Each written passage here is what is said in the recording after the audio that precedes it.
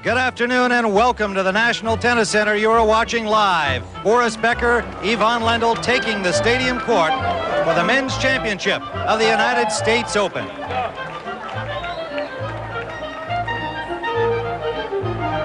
A full house is ready for this men's championship match on the stadium court.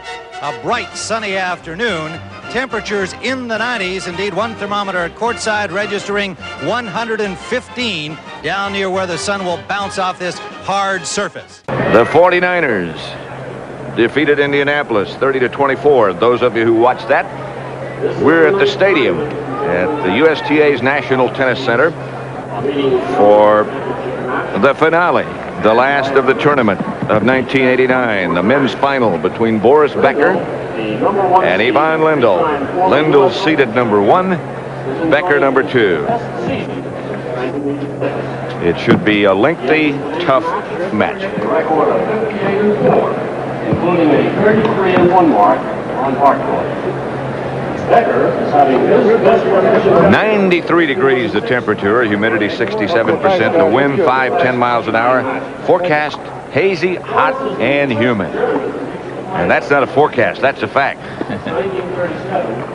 These are going to be very difficult playing conditions because the humidity, it sort of saps you, takes it out of you. And then the gusty wind in the stadium, it swirls around, and it's hard when you toss the ball up to serve, and it's difficult when they hit lobs for you. So it's going to be, they're tough conditions. Serving really is a key factor, isn't it? Both these guys rely heavily on the serve, particularly Boris Becker. My feeling is that it's going to be first blood, whoever draws first blood on the points, because if they return well, then something, they can get something happening. If they're serving well, that will be prevented from happening. These guys know how to play any kind of short ball, any kind of defensive ball. They'll be jumping on each other right from the start. Ivan Lendl, as a matter of fact, served 21 aces yesterday in his match against Andre Agassi. He's going to face Boris Becker in the finals today. So the men's final coming right up. CBS Sports coverage of the United States Open Tennis Championships is sponsored by Infinity, a new concept in luxury cars. Perrier. Luckily, everything happened just right. It's perfect. It's Perrier. And by Nuprint, the medicine that gives you big pain relief in a little yellow pill, in tablets and caplets. In the middle of this complex in Flushing Meadow, New York. Boris Becker, the number 2 seed, against Ivan Lendl, the number 1 seed. And to update you on what happened on this opening day in the National Football League's 70th season, the Saints shut out the Cowboys 28-0. The Rams beat Atlanta 31-21. Phoenix over Detroit 16-13. The 49ers, in an attempt to defend their world championship, beat Indianapolis 30-24. Tampa Bay over Green Bay 23-21. And the Bears beat Cincinnati at Soldier Field 17-14. Houston in the first quarter leads Minnesota 7-0. 1 minute. Denver 17, Kansas City nothing. And the Los Angeles Raiders, who knows how long you'll say that, but they have an early lead. Philadelphia 7-0 over Seattle in the first quarter. And we'll keep you up to date on what's going on in those games in progress. But right now, about to begin action, Boris Becker against Ivan Lendl in the men's finals for the championship and the $300,000 that goes with it. And here's how Ivan Lendl got there, Tony. Ivan Lendl had an easy round the first round, handled Fitzgerald easily. Courier, nice up-and-coming American. Then he had a real battle with Andrei Chesnikov of the Soviet Union, and he very easily could have lost that match, but to his credit, he won it in 5. This match will be crushed Tim Mayotte, and Tim said he's just too good for me, too many guns, and then cruised through Andre Agassi, losing the 3rd set, but coming back handily to win it 6-1 in the 4th. He is fit, he's confident, he's ready, and I think that he feels very much at home here. It's interesting that Lendl had a harder time against the baseliners, Chesnikov and Agassi, than he did. He killed the serve and volleyers like Fitzgerald and Mayotte. And I think before this tournament, you'd have to have classified Becker as a serve and volleyer, but he's been staying back and hovering around that baseline, Mary. He beat a serve and volleyer, David Pate, easily, and then struggled, was down 2 match points against Derek Rostagno. A lucky let court kept him in this tournament. Then he beat Miloslav Mechir. That was a toughie as well. Mechir, a former finalist here from '86. Then Michael Pernfors took him to 4 sets. He had his best match by far against Yannick Noah in the quarterfinals, 3-2 and 2. And then he had a comfortable semifinal surely against Aaron Krickstein, also in straights. Someone observed that today in the finals, finally these two guys, Becker and Lendl, are going to get a chance to play somebody their own size. That's right. Becker's 6'4" and 185, and Lendl is 6'2" and 170 or 175, maybe a little bit more than that. But both very, very athletic. Becker has won the last 3 meetings, but Lendl leads head-to-head 7-6. And again, Lendl now in his 8th straight U.S. Open final is the better hardcourt player, I feel. It ties a record to Bill Tilden, 8 consecutive finals. Quiet, please. Boris is the first German to be in the finals since Gottfried von Kram lost in 5 sets to Don Budge back in 1937. He was a baron of some kind. Baron, yeah, he was a wonderful player, great sportsman. Play. Here we go, Becker to serve.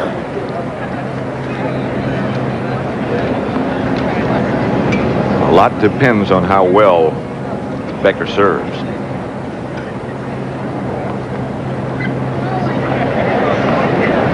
Sort of a shaky start there. Yeah, a couple of balks.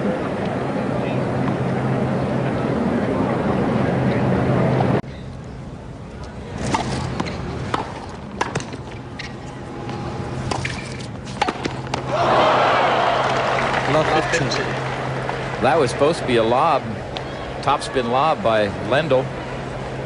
It was so low, Boris had to bend over to try to smash it. Came so quickly, he couldn't get his feet set. Watch, his feet will still be moving here as he's trying to smash. So you can see he was off balance. Very much so.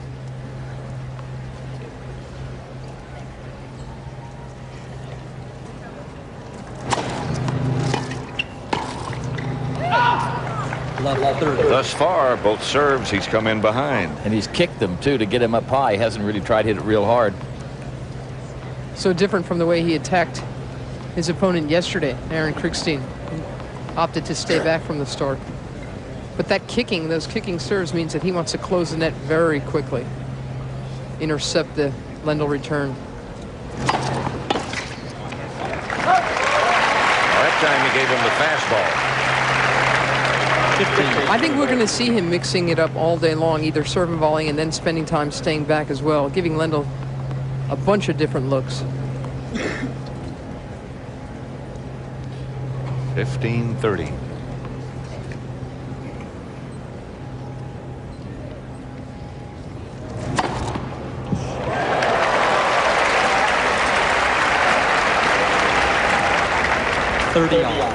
Well, if it's true, if a lot does depend on how well he serves, he's off to a pretty good start. He certainly is. All 4 of his first serves have been good.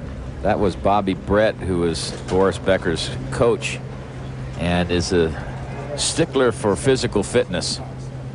He works Becker very hard. Of the Harry Hopman school.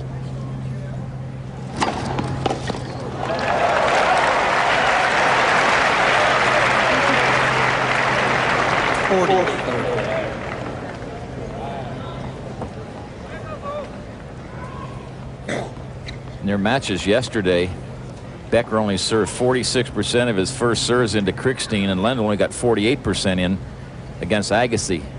They would like to have a higher percentage than that today.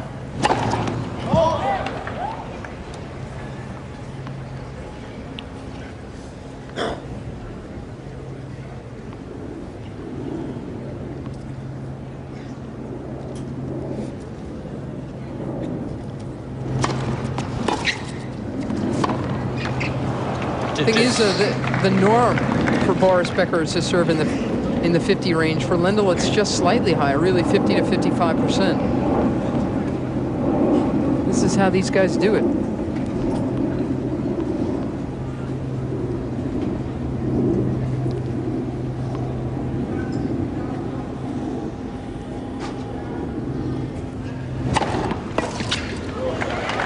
Finish Becker. That ball's got to be playing a little bit like a golf ball because it's so hot. They get hard and they can really come at you in a hurry. Both these guys like that, though. These are two huge power players who love facing power. You saw Lendl twice in deuce court was very late on the return of serve. The most important battle of this match is being waged right here in the first game. Becker's serve and Lendl's return.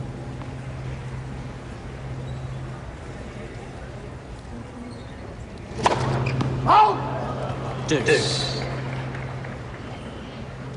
Deuce again.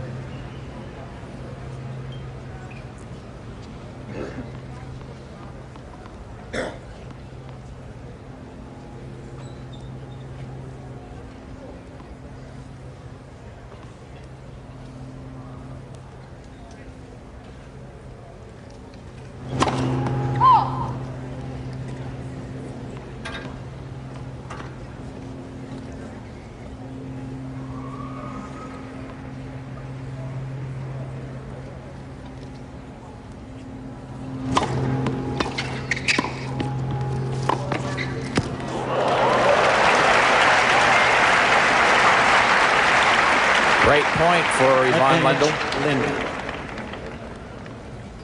Becker on the win on behind the second serve. Volley wasn't deep enough, but still an awfully good shot by the #1 seed to get it past Becker. And again, he has break point. Lendl likes to pass down the line on the backhand side.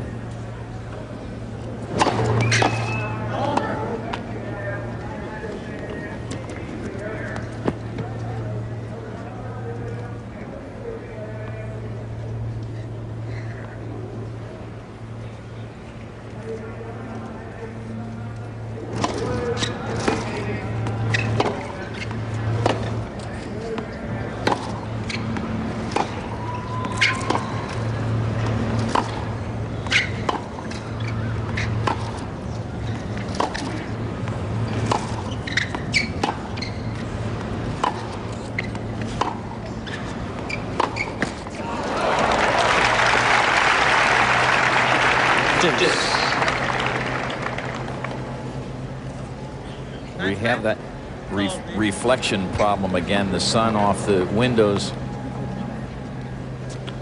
of the press box area, and they're running right down the center of the court. They can end up being a problem in the players' eyes. It was a problem earlier in the week for Jim Crabb. Right. You can see right there in the middle.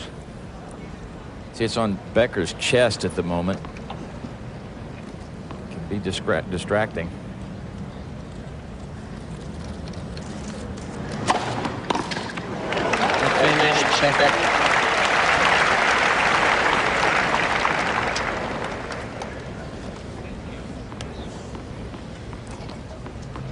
From our net camera.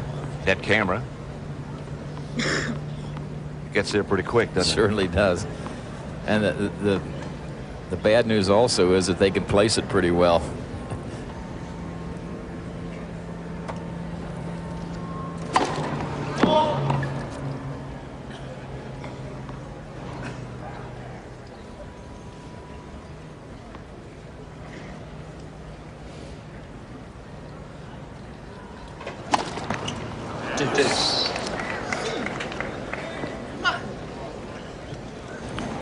This is the first game, first set of the men's finals.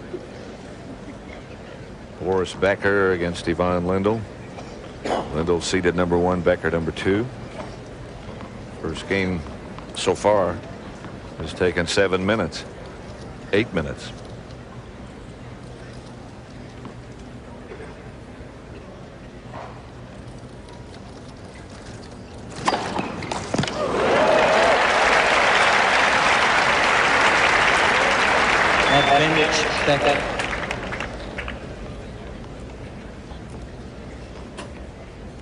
Net cam again, a very small camera right under the middle of the net. That could hurt somebody. So can his acing ability. I mean, that he can really pull that out when he gets out of trouble. When he gets in trouble is something that no other player really owns. Both these guys are pretty good, aren't they? Because of their skill. They both are hard servers, and they somehow seem to do it when they really need it.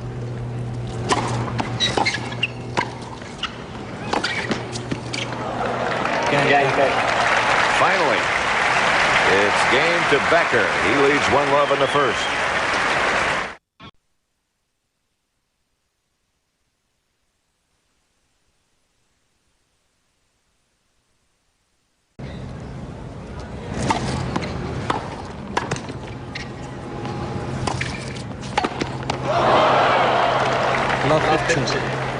That was supposed to be a lob, topspin lob by Lendl.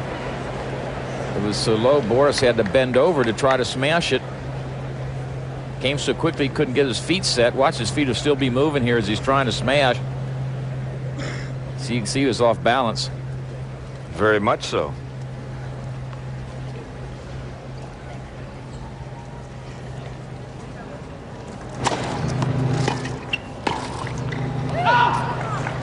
Thus far, both serves, he's come in behind. And he's kicked them, too, to get him up high. He hasn't really tried to hit it real hard.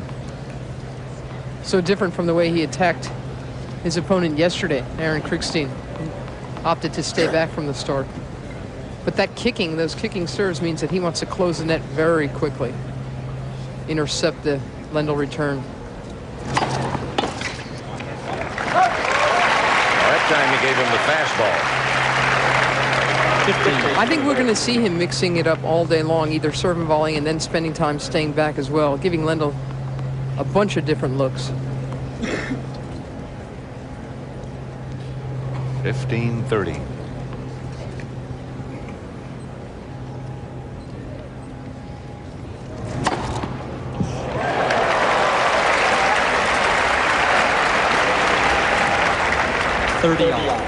Well, if it's true, if a lot does depend on how well he serves, he's off to a pretty good start. He certainly is. All 4 of his first serves have been good. That was Bobby Brett, who is Boris Becker's coach and is a stickler for physical fitness. He works Becker very hard. Of the Harry Hopman school.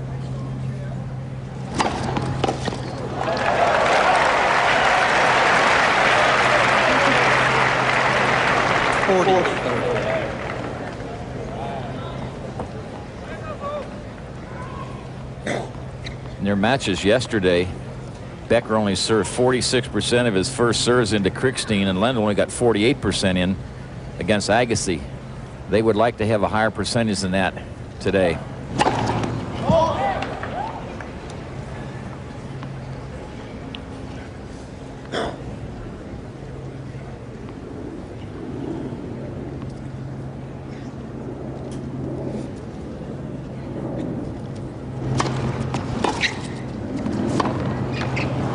The thing is, the norm for Boris Becker is to serve in the 50 range. For Lendl, it's just slightly higher, really 50 to 55%. This is how these guys do it.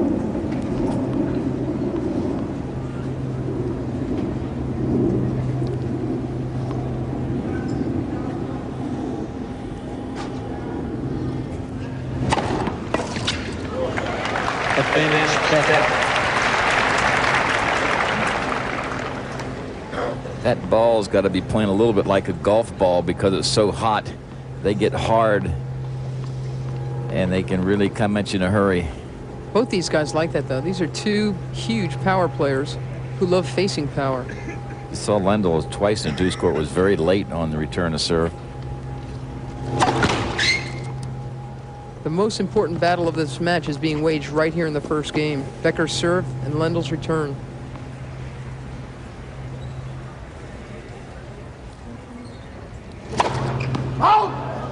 Deuce. Deuce again.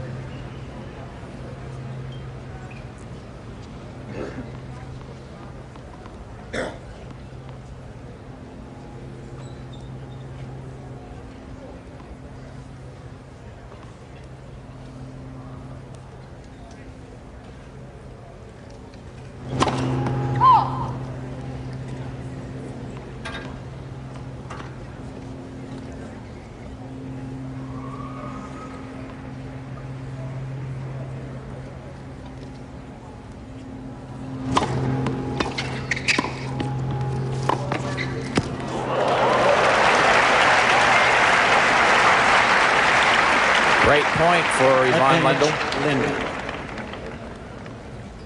Becker on the win on behind the second serve.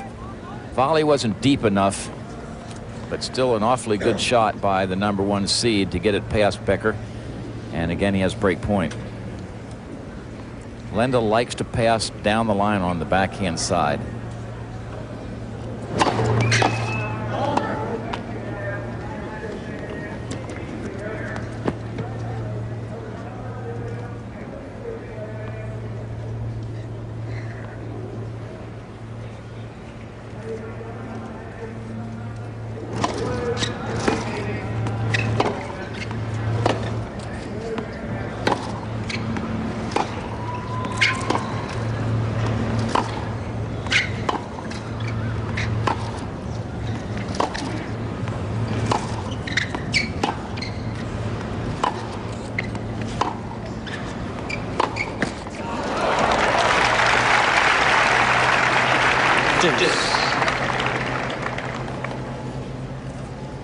We have that reflection problem again. The sun off the windows of the press box area, and they're running right down the center of the court. They can end up being a problem in the players' eyes. It was a problem earlier in the week for Jim Crabb. Right. You can see right there in the middle. See, it's on Becker's chest at the moment. Can be distracting.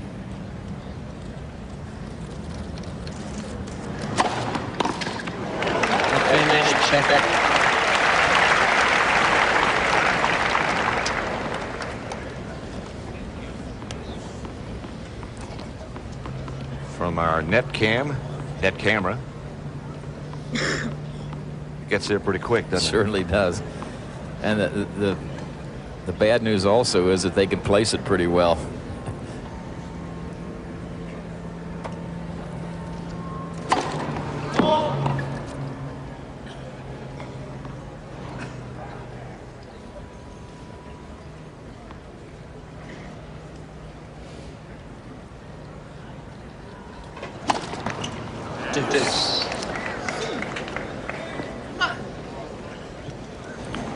This is the first game, first set of the men's finals.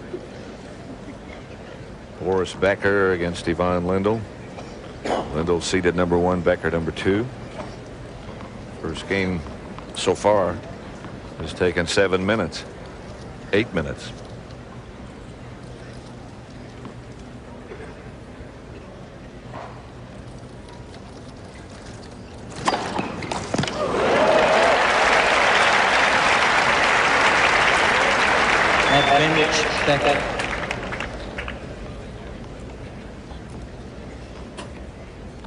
Net cam again, that very small camera right under the middle of the net. That could hurt somebody. So can his acing ability. I mean, that he can really pull that out when he gets out of trouble. When he gets in trouble is something that no other player really owns. Both these guys are pretty good, aren't they? Because of their skill. They both are hard servers, and they somehow seem to do it when they really need it.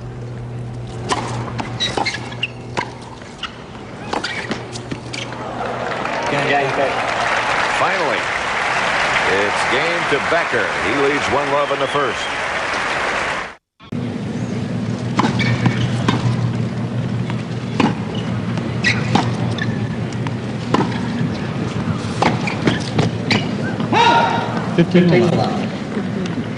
Ahí se puede apreciar lo tensa que está la red.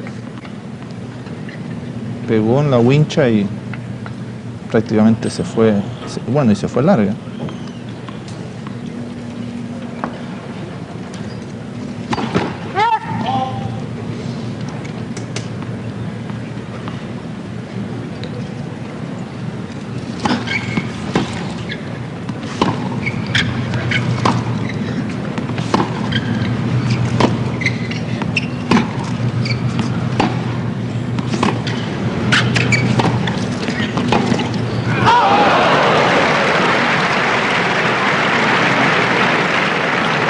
Muy bien Becker ahí, muy profundo, muy rasante. ahí lo obliga prácticamente a pegar tardíamente a Lendl con las consecuencias que pudimos apreciar en la repetición.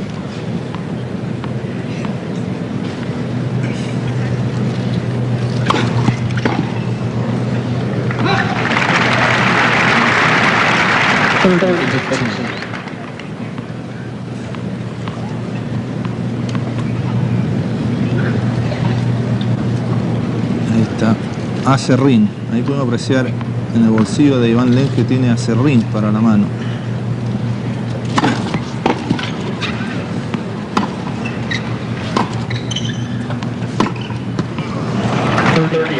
Debido a la humedad y el calor, lógicamente le transpira mucho la mano, y cada vez que va a hacer el saque, bueno, un poquito de acerrín del bolsillo. Y después cuando sirve a cerrar, Es. fuerte que le pega, ¿eh?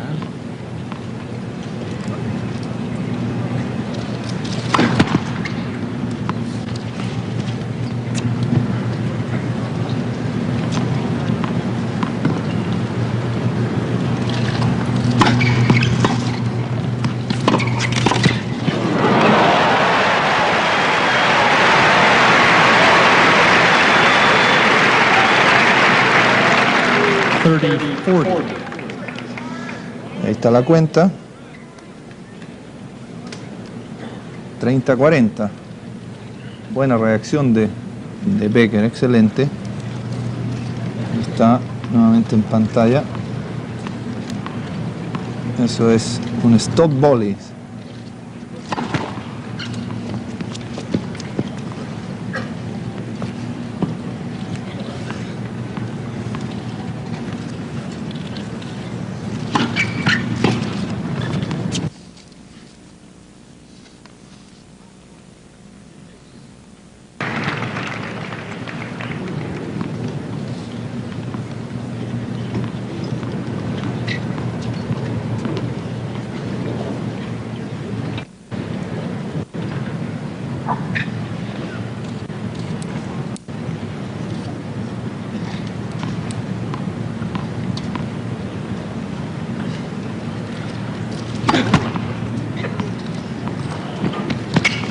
Está Tony Roach, australiano, el entrenador de Iván Lendl.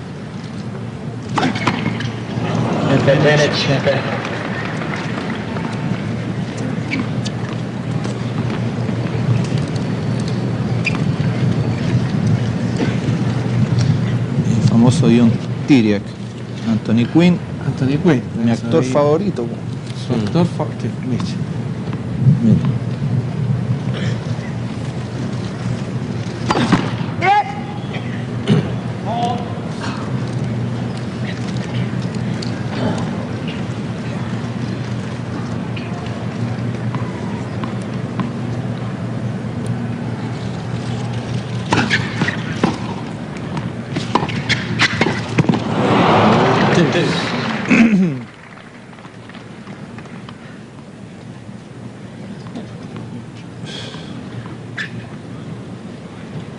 En esa jugada se pudo apreciar de que no está Becker muy tranquilo, que digamos. Perdió una gran oportunidad ahí.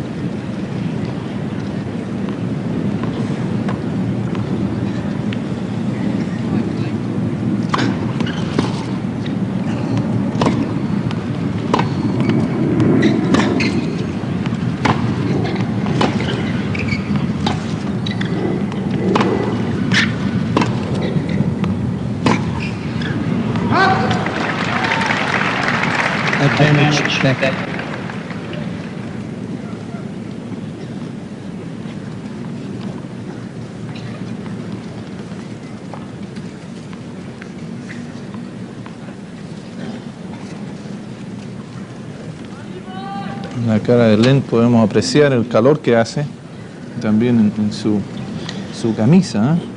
La humedad, ¿eh? Sí.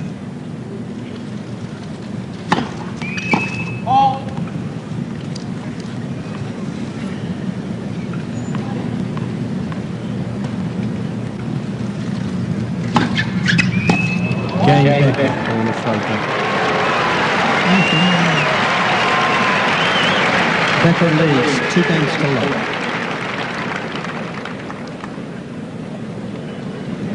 Esta es la repetición. La frustración de Iván Lendl.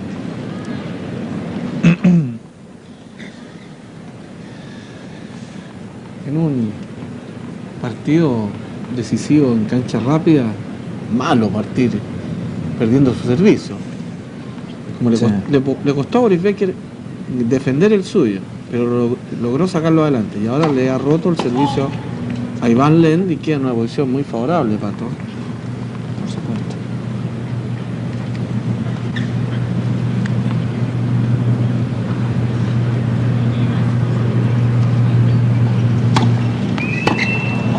Love 15.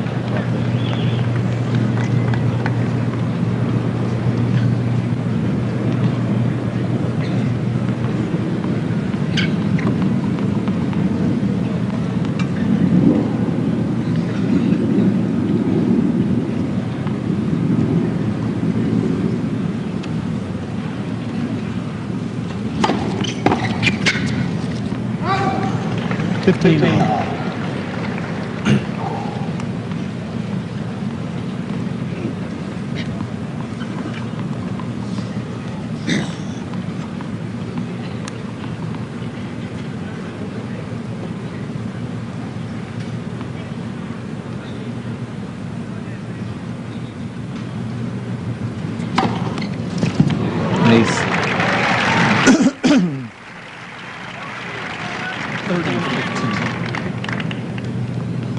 Pocos aplausos hemos escuchado hasta el momento. Eso justifica la cantidad de errores que han cometido tanto Lendl como Becker, lo errático que han estado. Errores no provocados, se llaman eso, ¿cierto? No forzados.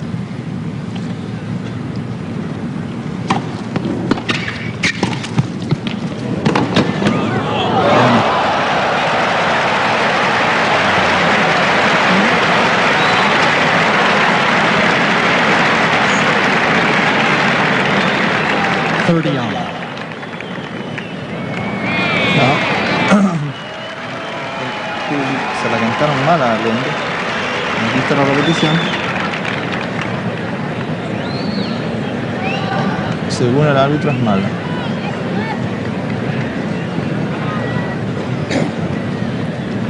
El ancho de la cancha, Pato, en el single es de 10 metros 97 centímetros. El ancho. De doble a doble. O sea,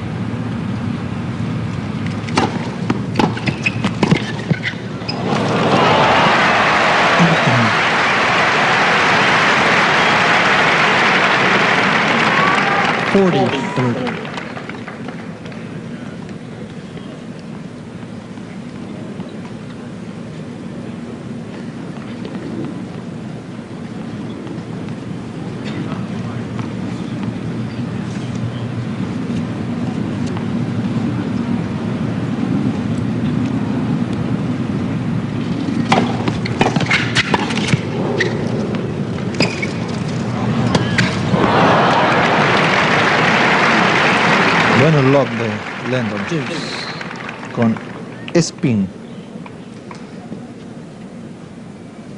Lleva un efecto envolvente que luego la pelota baja. ¿Qué le parece, Tito? claro, los alrededores, con una nueva toma de Anthony Quinn, los alrededores de Flashing Meadow.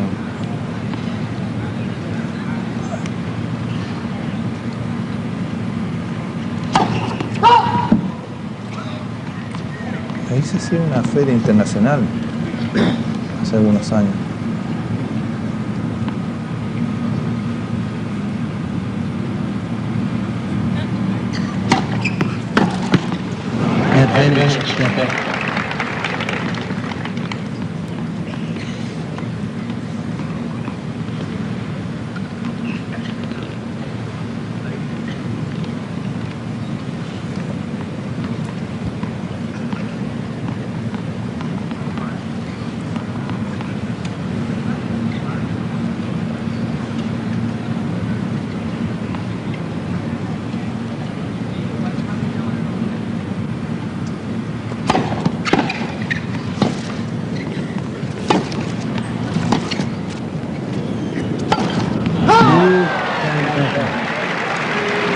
exceso de confianza.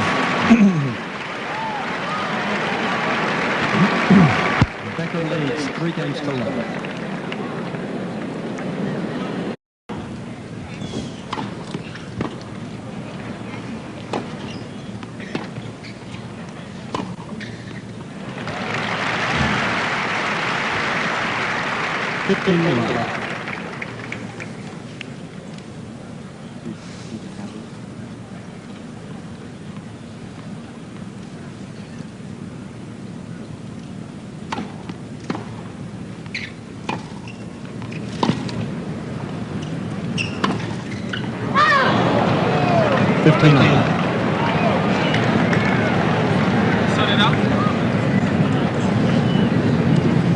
La cantó fuera. Sí, mala la pelota.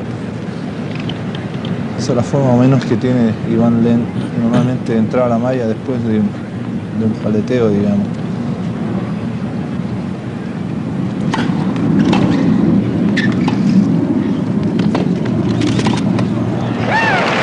Muy pocas veces de buena primera va adelante. 30-15.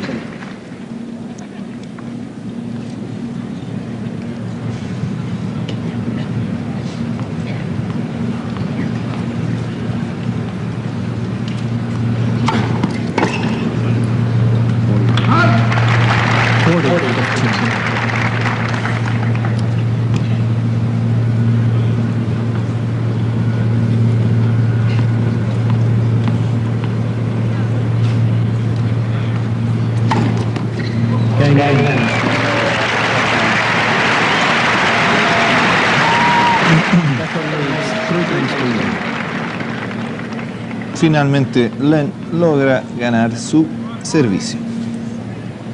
Relativamente fácil, ¿no?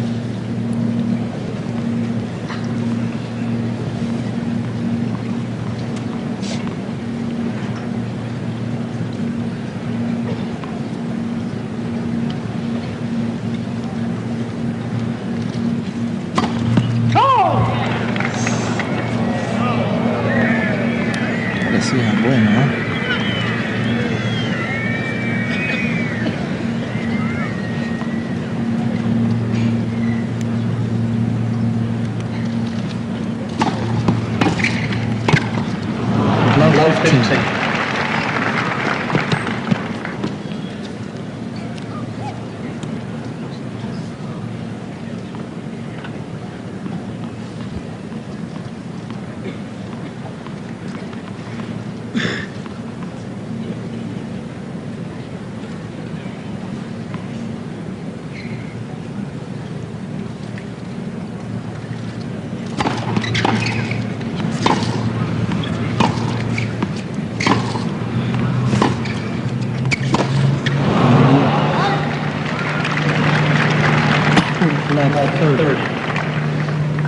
Eso quiso hacer un pronto bote, ¿no? Pescar la pelota antes que subiera, ¿no? Lo que pasa es que, bueno, ahí podemos apreciar, Lendl normalmente trata de bajarle en lo posible la pelota, jugarle muy rasante a Becker, cosas así, imposibilitarle la entrada a la malla.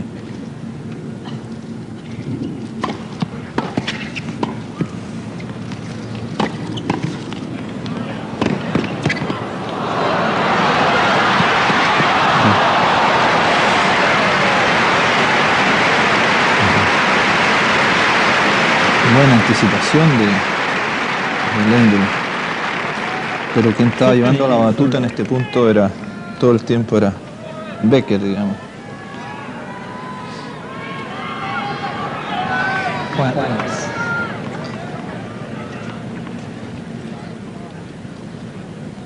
Impresionante cómo se mueve Iván Lendl, porque Iván Lendl mide como 1,90 m.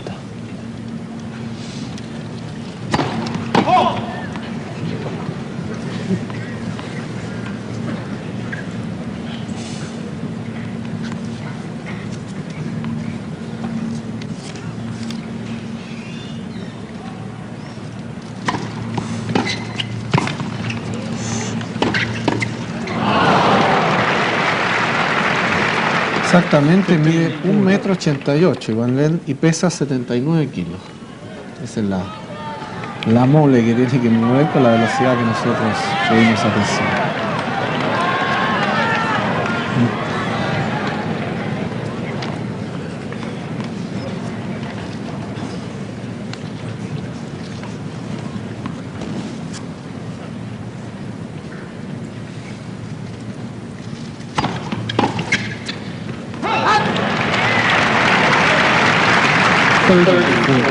Aquí es donde es importante sacar bien, o sea, colocar la primera pelota en la cancha, como acaba de hacerlo Becker, ya que la cuenta no lo favorece en este game.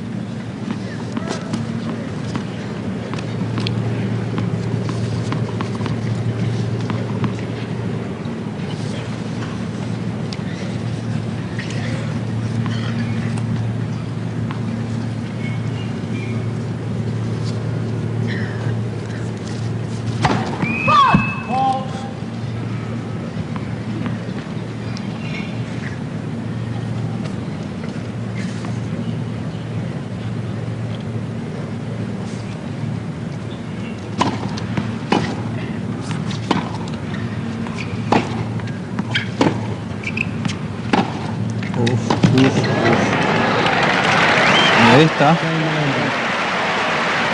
El quiebre de vuelta. Becker leads 3-2.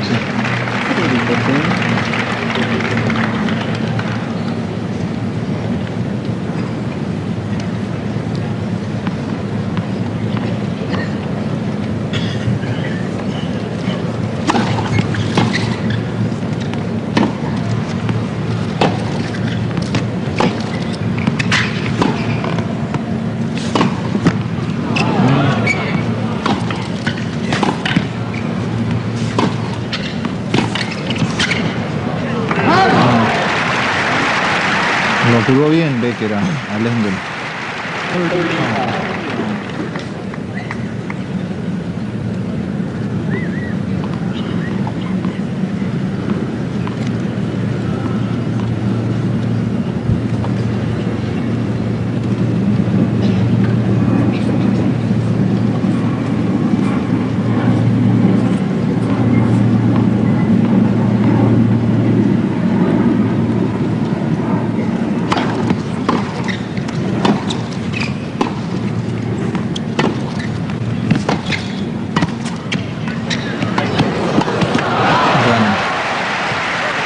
Era muy obvio, no tenías muchas posibilidades, digamos, de cambiarle la jugada.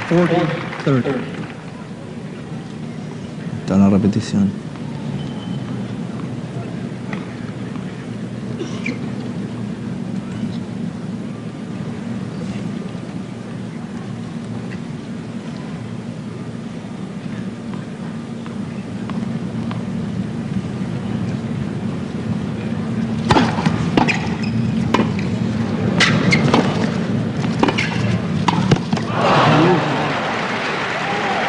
Ha perdido goles así, en varias oportunidades, como 3 o 4, relativamente fáciles, Becker. Fáciles, bueno, para él, digamos.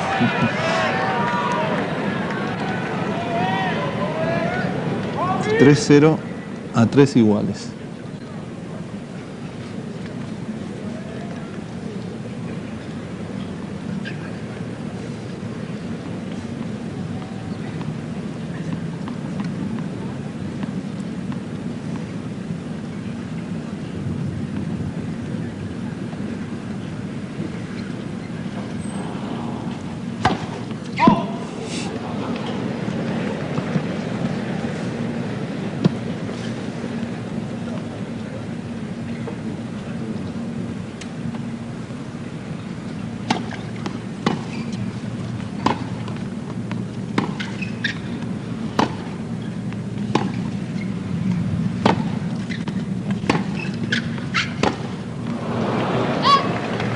Love 15.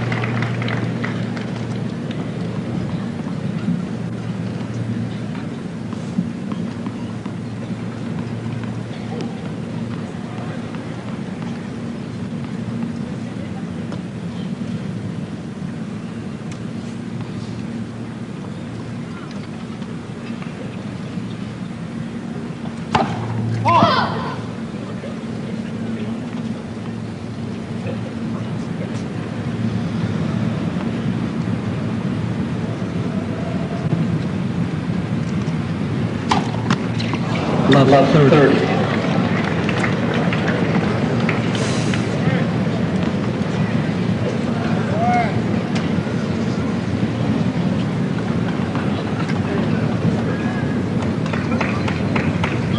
Ahí está el entrenador de Becker,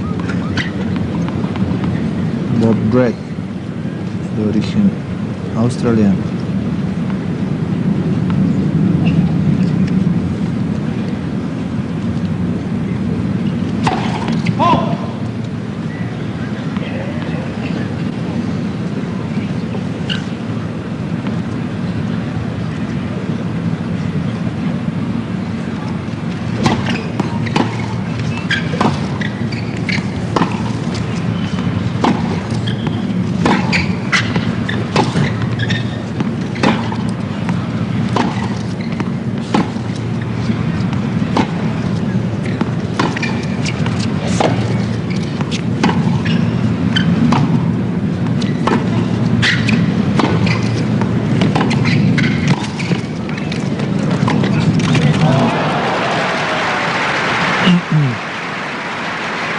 Es increíble cómo se le complican, digamos, los partidos a Boris Becker cuando su primer servicio no anda bien. Como que el servicio para él es la base de todo su juego, digamos, es lo que le da la confianza como para poder, incluso cuando saca a su rival, poder jugar bien, mientras él sabe y que está sacando bien, en fin, eso le da una confianza mayor y completa para hacer un mejor partido. Pero cuando no es así, tiene problemas.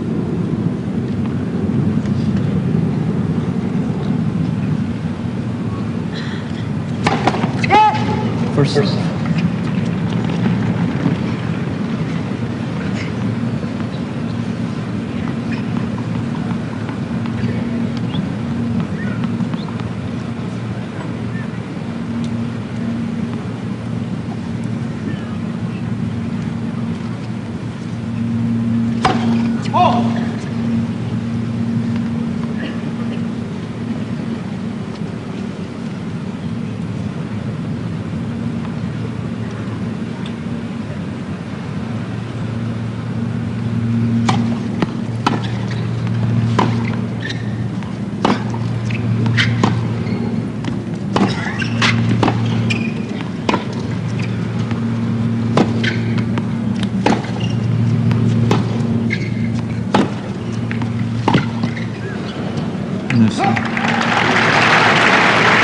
Ahí podemos apreciar la diferencia de lo que yo decía de Becker. Y Van Lendl es otra cosa, es la potencia, digamos, y la regularidad tanto derecho como revés del fondo de cancha.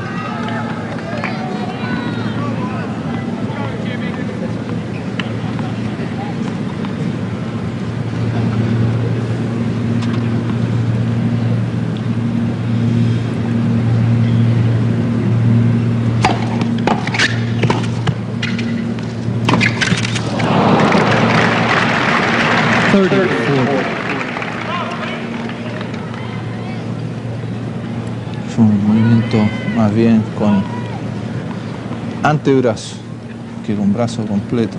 No fue suficiente como para darle profundidad y poderlo pasar a Becker en esa derecha por parte de Van Lendl.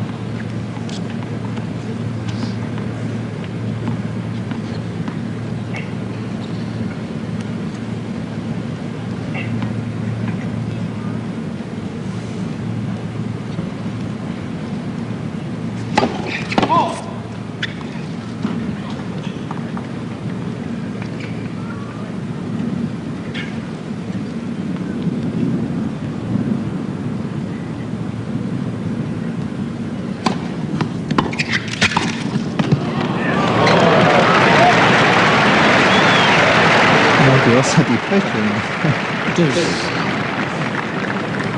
40 iguales.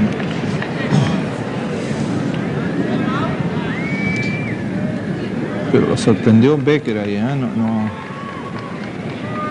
No esperaba que este entrara a la malla.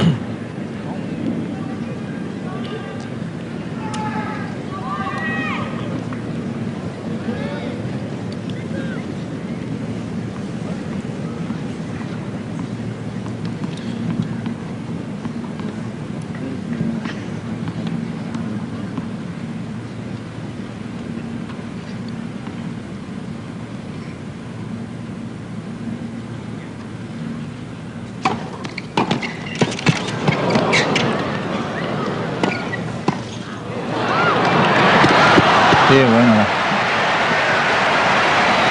Una cortita.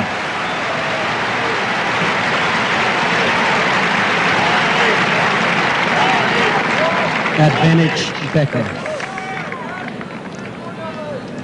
Stop volley. Quiet, please. Thank you.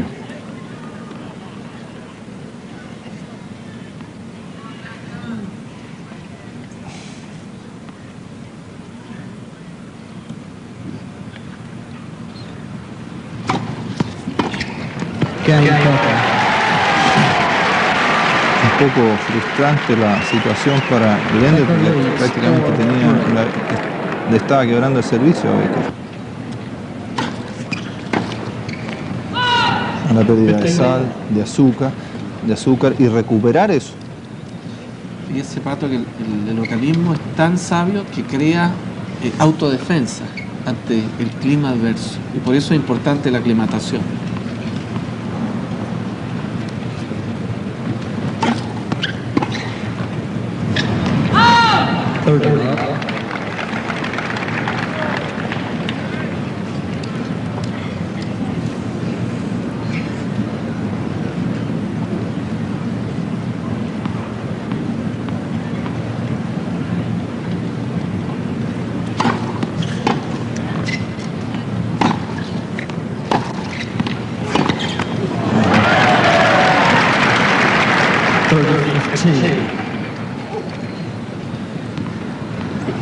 Tony Roach en pantalla, coach de el hombre que está en pantalla también a su derecha, Ivan Lendl.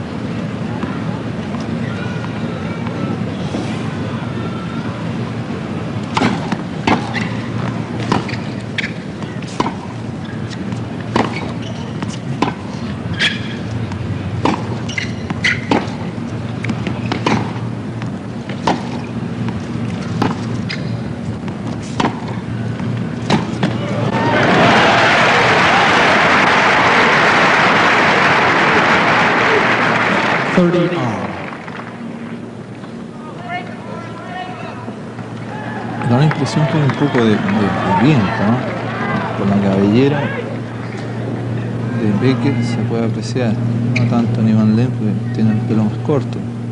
Pero la polera la tiene empapada de transpiración.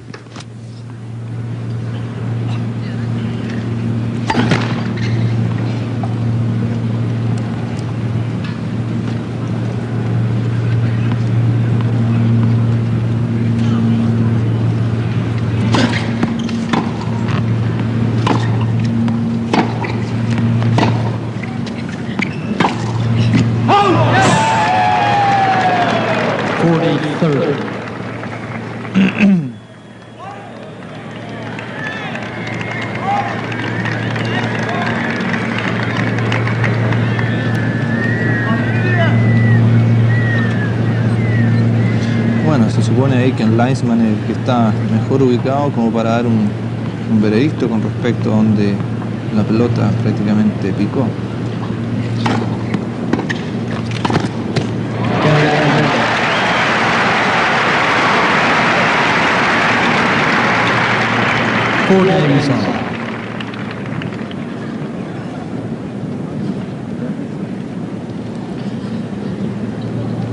Nos estamos aproximando a la primera hora de juego ya. Y solamente están 4 iguales, Tito. Y eso que no ha habido mucho peloteo entre ellos, digamos, no ha habido puntos muy disputados.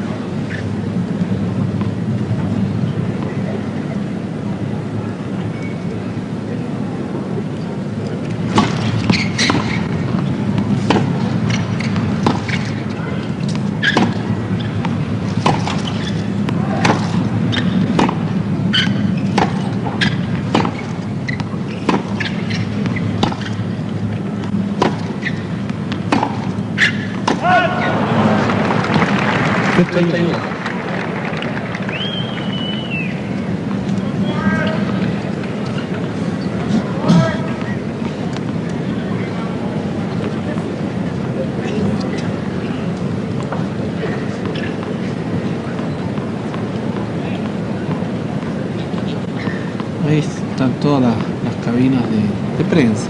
Sí, claro, arriba, en la parte Arriba, en alta. la parte alta, como es habitual en estos escenarios.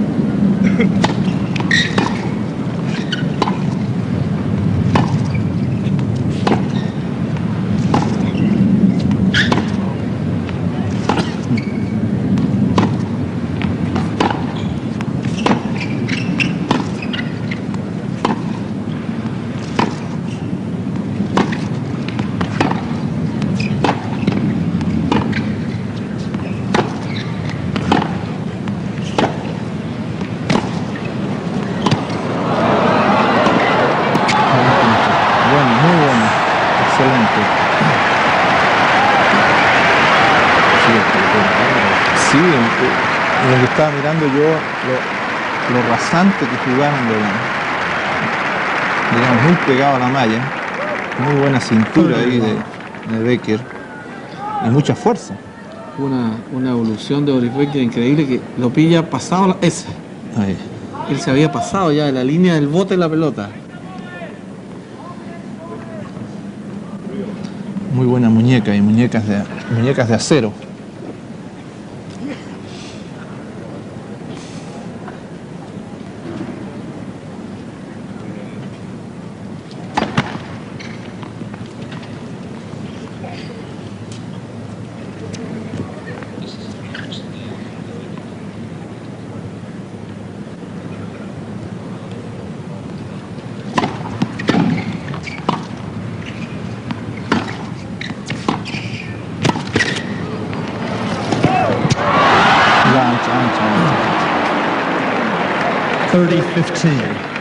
La hizo salir la malla.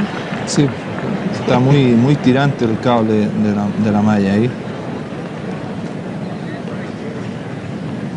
Porque la idea es buena, lo pilla a contrapié, la cruza, pega en la malla y ahí... Sí, pero jugó en contra la malla ahí, ¿no?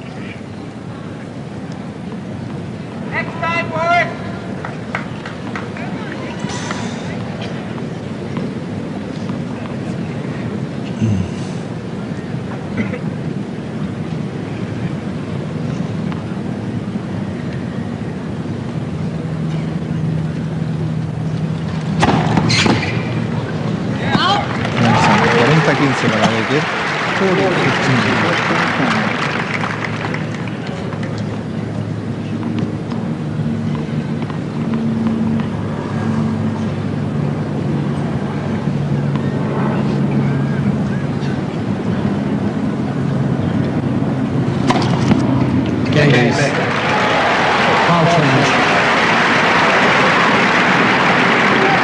Becker leads 5-4.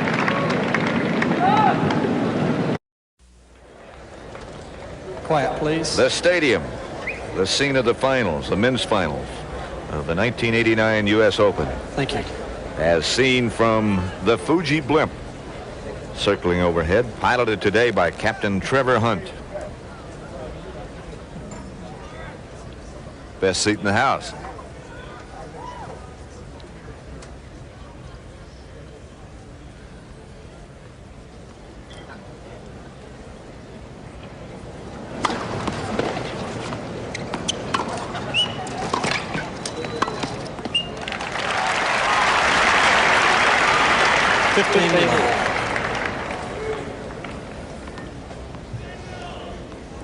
Here's Karen Schultz. It's Boris Becker's girlfriend.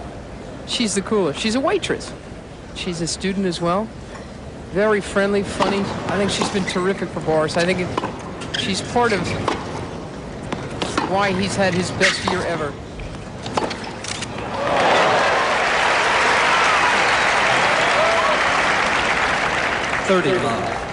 They met in Germany about a year ago.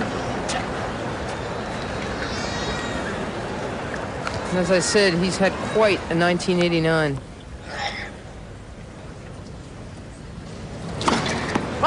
Won Milan and Philadelphia and, of course, Wimbledon. He's won 27 of his last 29 matches. That's since May.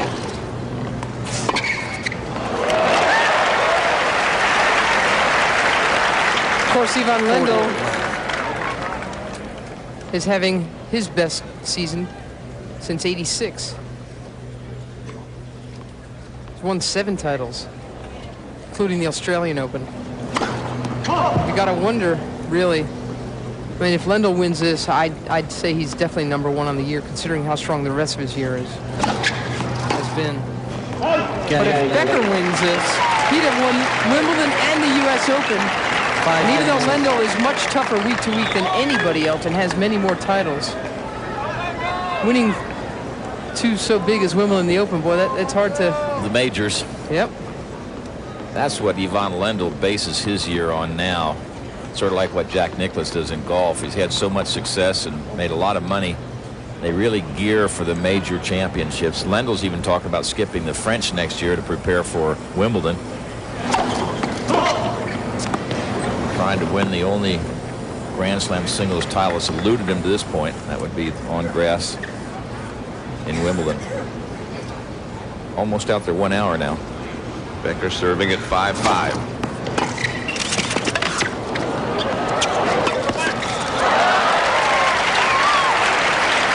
Tell you, Becker's slowed up a little bit at the moment. He doesn't have that spunk in his legs as he did have right here. He just sort of stands there. Saw how quickly Lendl got up to that ball. He really moves well.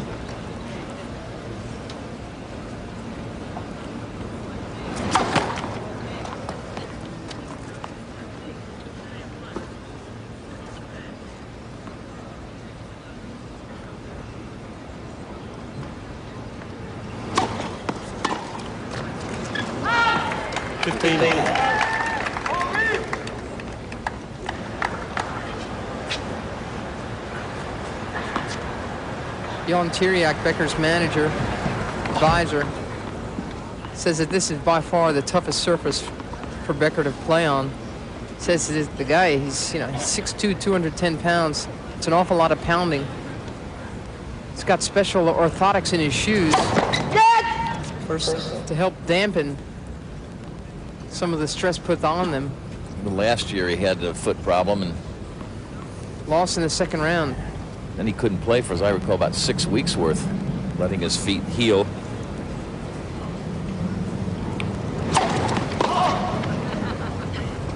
It's 15 all.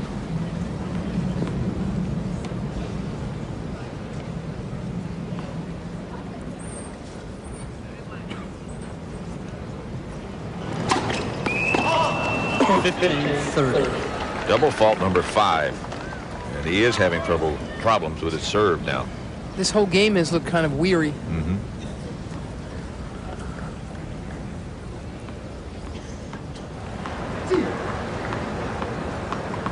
It's crunch time, 5 all, 15-30. Here's where we're used to seeing Becker pump in the big serves. There's one. 30. You tell me you saw that ball good? No. You can call the ball out. He can call the ball out if he sees it out. I'm just asking how he saw the ball, not if he goes with the machine. I'm asking how he saw the ball. I'm asking how he saw the ball though. He's not allowed to overrule cyclones. Not within that range. Daniel LeConte in the chair. You are allowed to overrule and you see it very clearly it's out. You know that? You have to go with the machine within that range. What he's saying is they're using Cyclops, and when the ball is that close to the line, even if the linesman thought the ball might be out, he can't overrule the machine. Here's another look. That's about as inconclusive as you can get, I think. Yeah. It's 30-all, 5-all, first set, men's final. What we expect from these two fellows, something pretty close.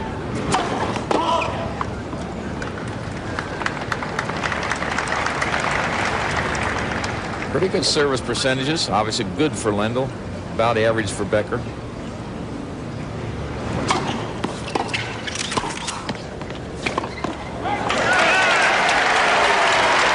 That was a very, very good forehand volley.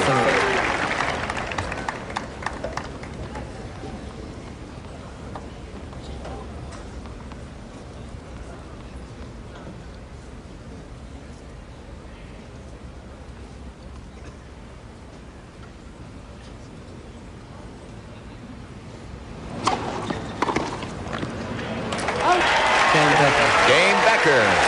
He leads 6-5 first set. Becker leads 6-5.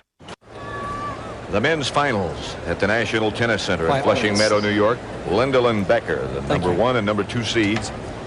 And Becker leads 6-5. Lendl serving, trying to even it.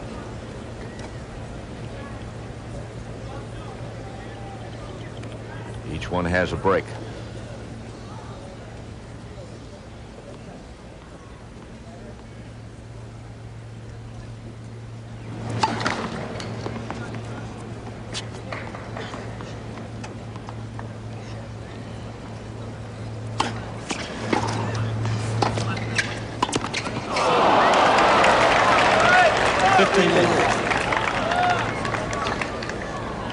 Really crucial time, crucial shot to miss there. He just got just what he wanted. He got in nicely, closed in for the high ball, and just missed a volley. And this is the time of the match or the set, you know, you just can't afford to do that. Has it gone pretty much as you expect, Mary? Yeah, I think it really is being decided on serve, isn't it? We talk about how tough Becker was last game when he needed to be. Lendl's no slouch in that department either. You got the two best players in the world, as you figure to be close, hard fought. That's what you hope for.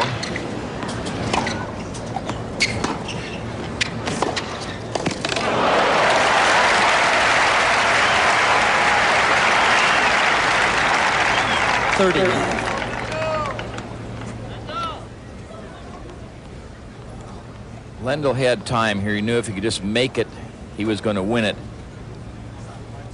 Came back into the court just to make sure, but Becker's approach down the line landed a little short, and he couldn't get over to cover the cross court.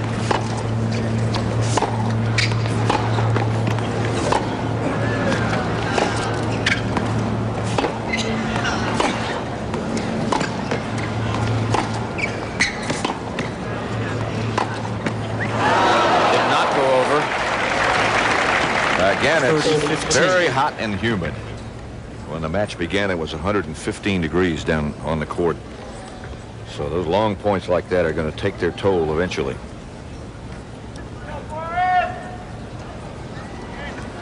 Tony Roach. Can't bear to look.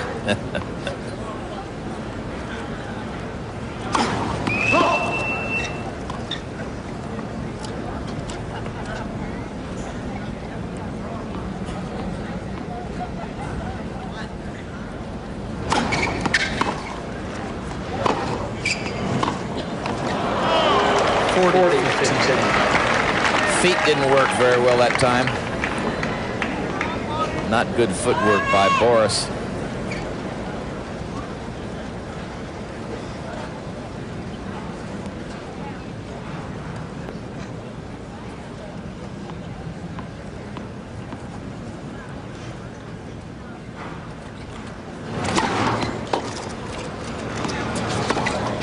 Game over. Tie break.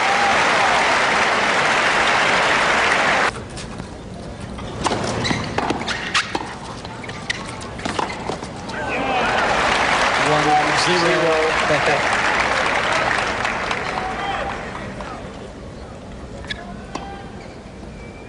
Lendl is actually having more success on points off the his second serve than his first serve. 65% on his first serve and 67% on the second serve.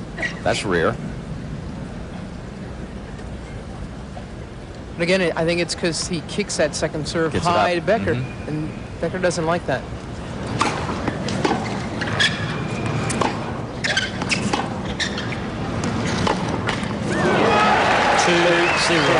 Becker. 2 for Becker.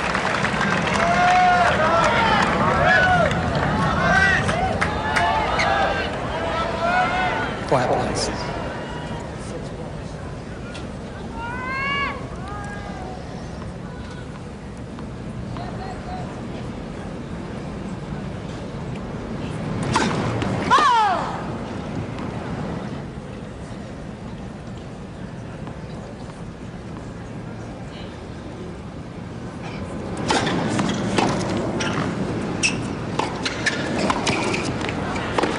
Smart play by Becker.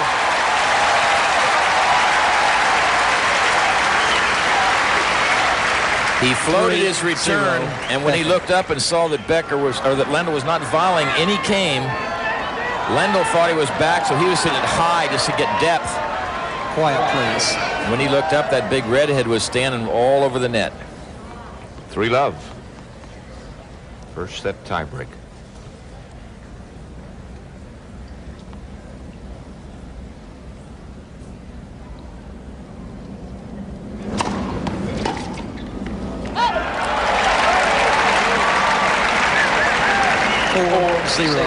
Becker.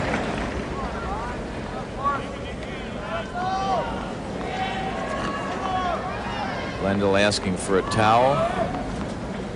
Another one. He'll use a lot of them.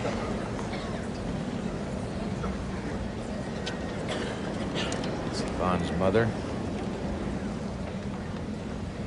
That is Samantha Frankel, Lendl's girlfriend.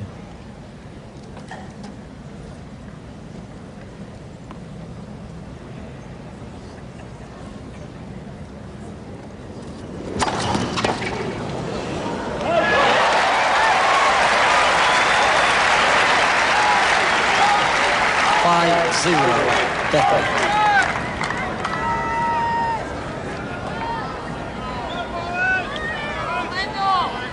After this point, players will change ends, play 6 points, then change ends on the court. Not supposed to stop and towel off or anything. They usually grab a swig or grab a quick towel. Towel, yeah. Yeah. Almost always.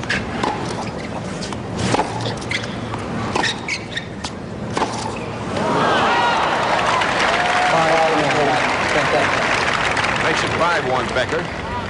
It's the first set tiebreak.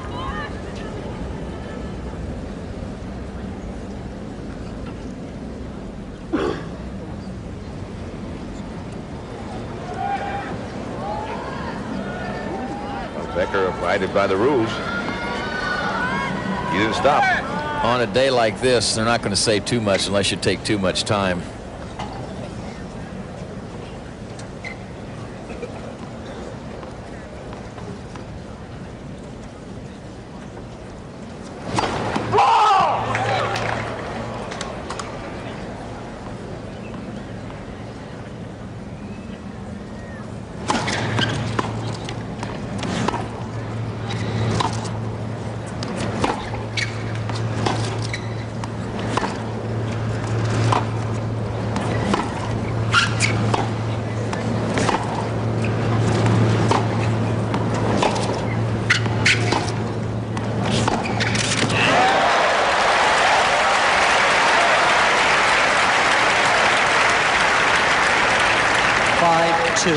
Becker tried to come in from fairly deep in the court and hits his ball short.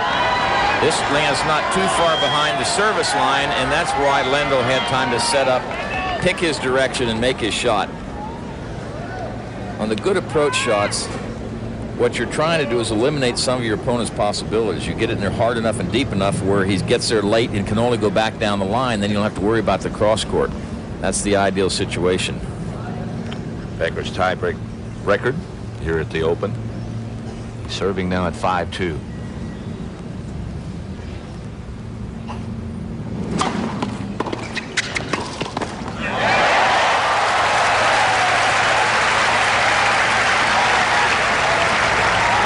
Four set points to Becker. for Becker.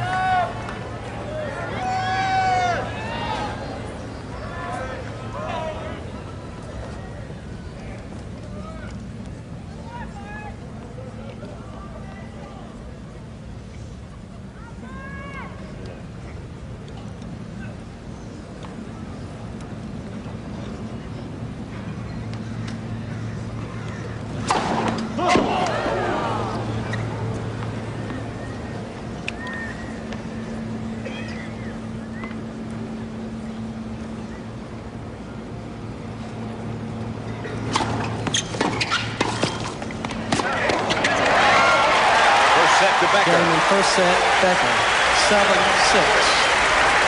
He wins at 7-6.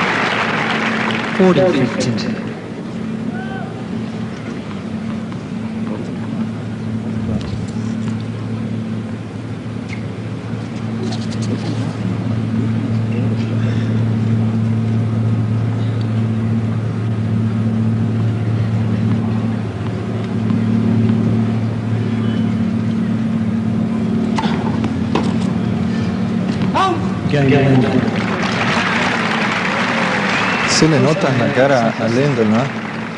El esfuerzo desarrollado en estas 2 semanas del campeonato.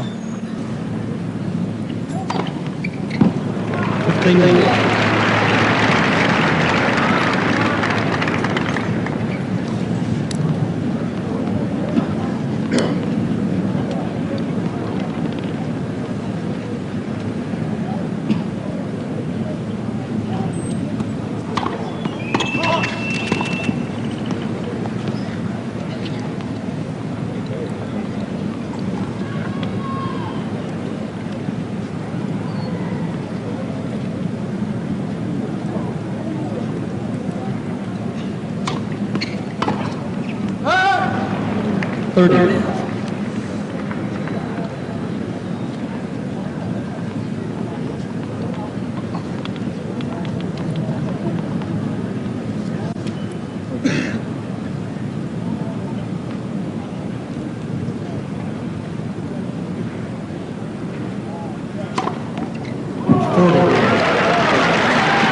No muchos aces hemos visto en este match. Y Becker nos tiene acostumbrados, como fue en Wimbledon, más de 20 aces. Pero bueno, aún falta gran parte del match.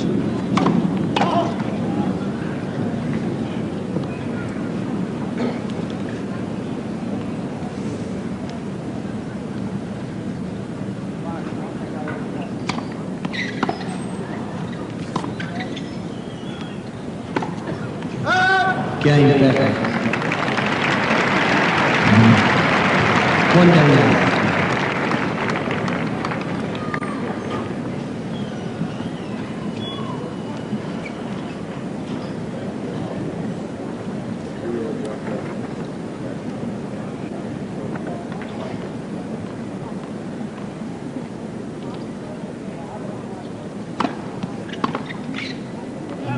$15 love.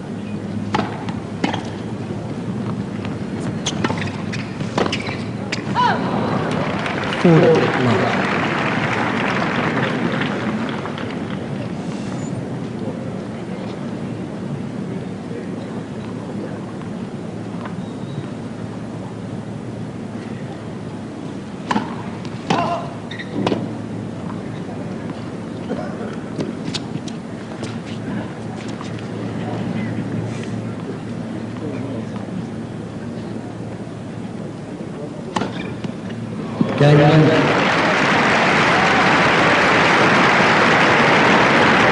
Lendl leads 2-1. Vamos a ver qué es lo que dice el hombre allá al fondo en pantalla.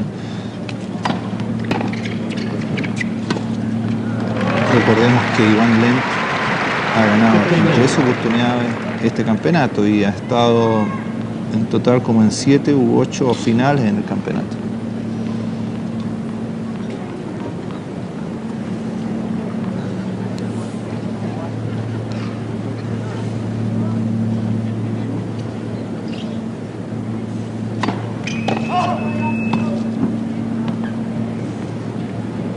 El pitito ese que suena es muchas veces para corroborar un poco más el cobro, digamos. Como para avalar el cobro del linesman.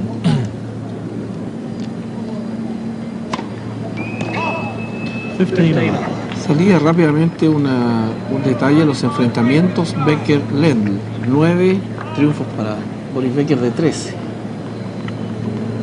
Salía lo que salió ahí en pantalla, por lo menos. Si el ganador del primer set ha ganado 9 de 13 a Lendl.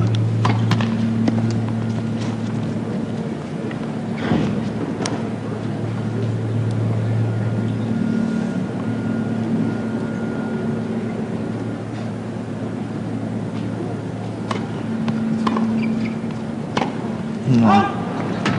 15-30.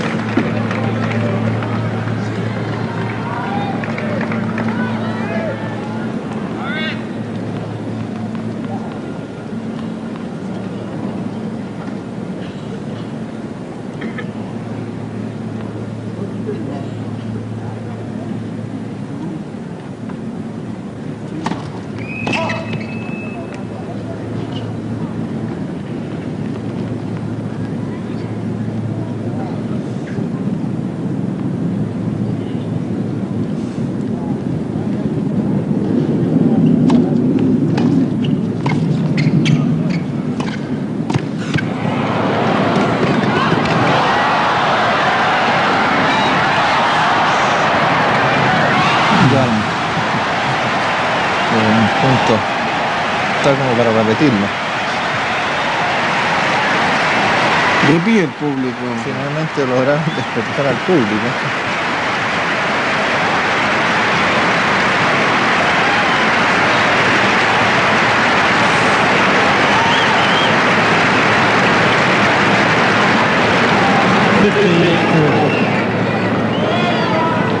Se tiró en plancha ahí. Qué golpe extraño hizo ese. Sí. Que hizo igual Lendl. Fue un remache, decía, de espalda.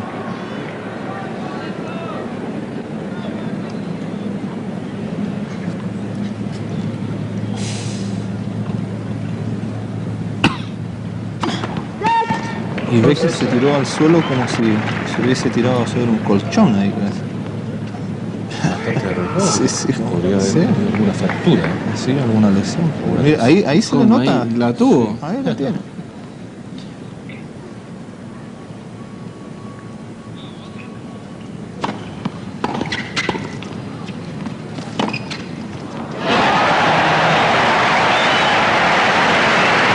Pareciera ser que eso que tenía ahí en la rodilla era de esta oportunidad de comprar eso. Puede ser una costra, digamos, de alguna otra herida. Un pase.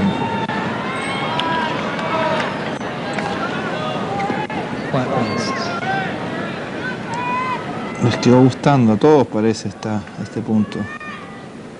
Repitiendo nuevamente.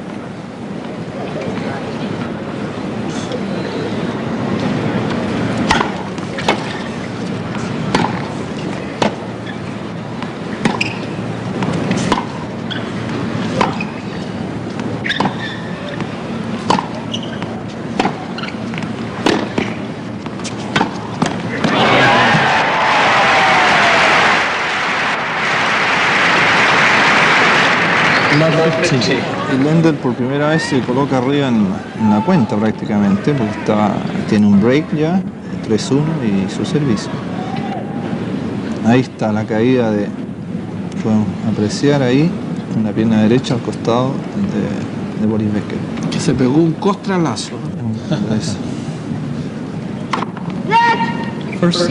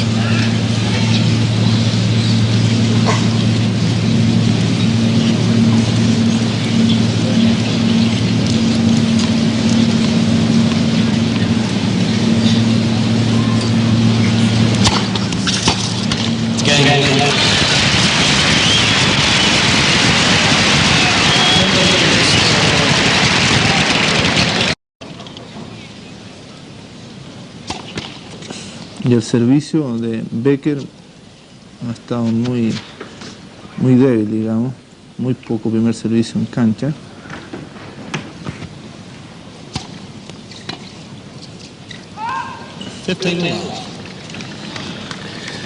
Ha sido un partido con altibajo, diría yo, Pato. Muchos errores, pero momentos muy altos también. Jugadas muy espectaculares. O sea, no han tenido un equilibrio.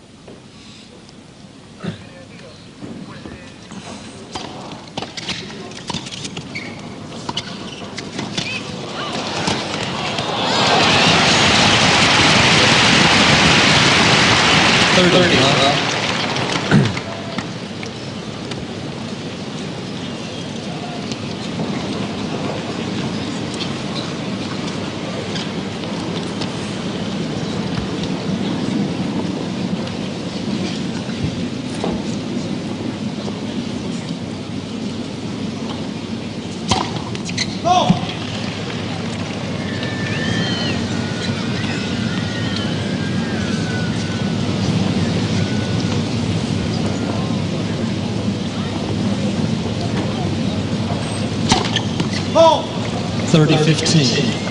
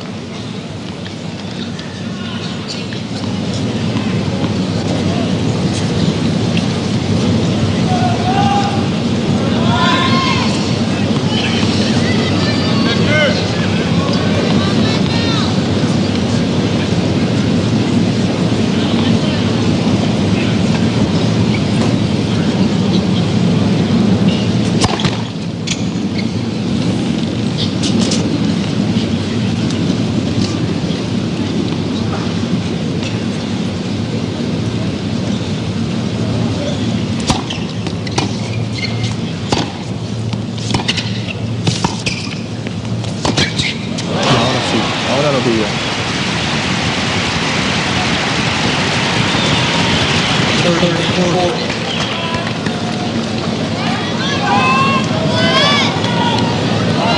Punto de quiebre para Ivan Lendl.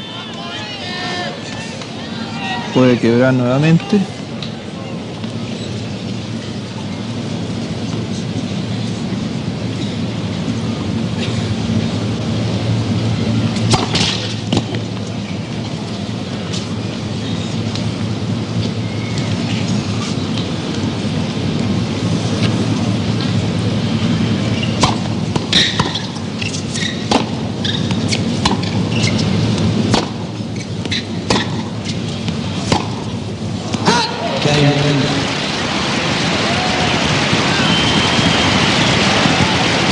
Lendl leads by 1.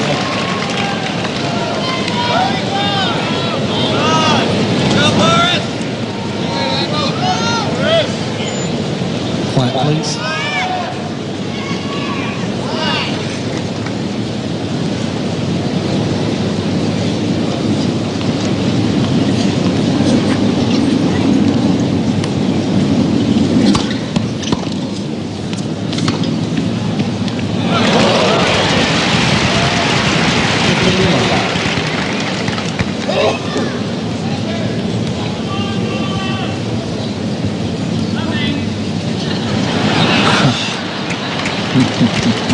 Vamos, Boris. Ya vengo, le dice.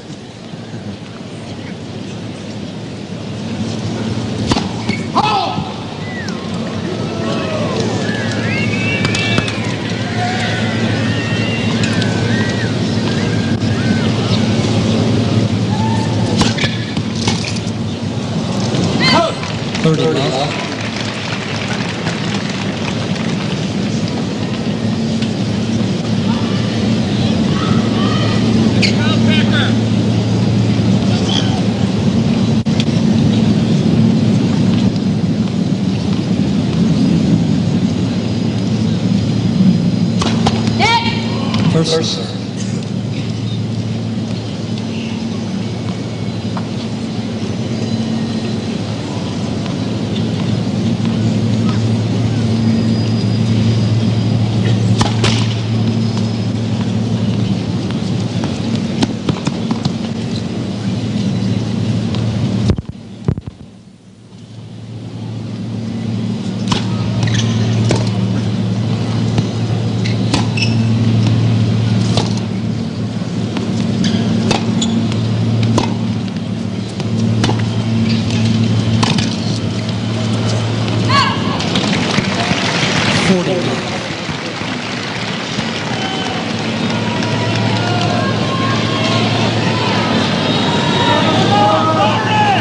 Quiet, please.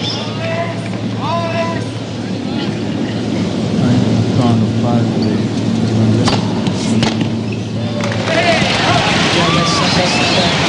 con 6-1 para Ivan Lendl. 1 second. 15 minutes.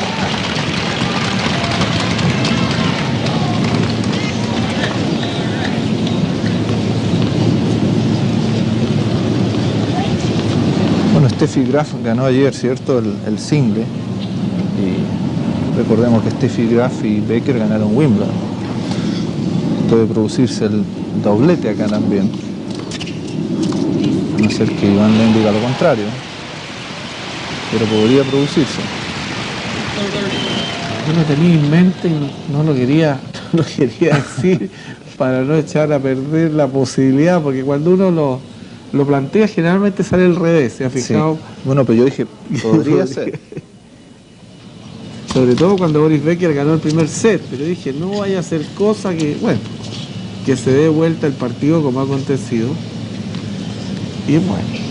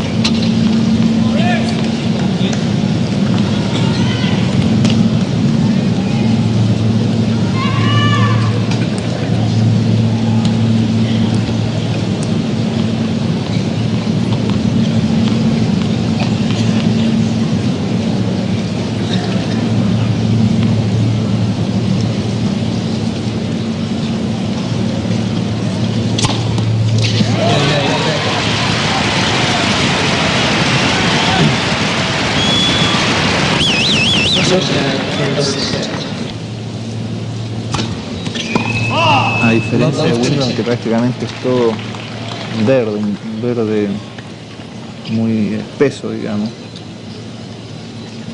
Verde botella, ¿no?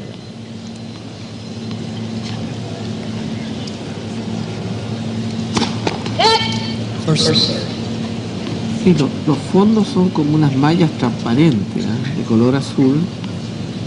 A lo mejor eso sirve para hacer un contraste y no distraer la vista a los jugadores.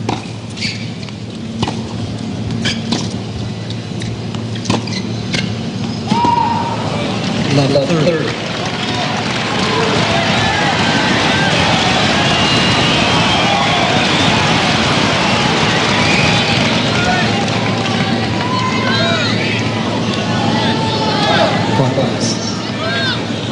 Lo otro que no hay nada de propaganda. Muchas veces la propaganda que se pone no deja ver bien la pelota también. Se pierde la pelota muchas veces. Pero siempre se lo dejan bien.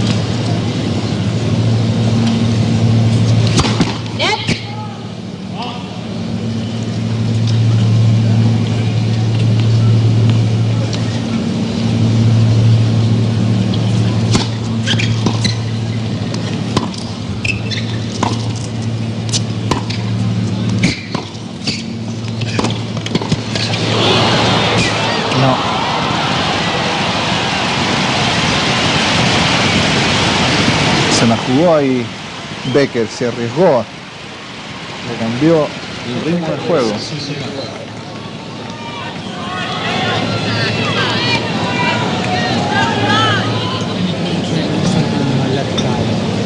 Ice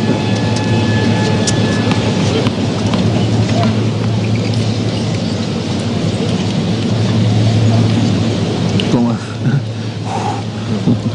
respiró tranquilo ahí. Qué susto.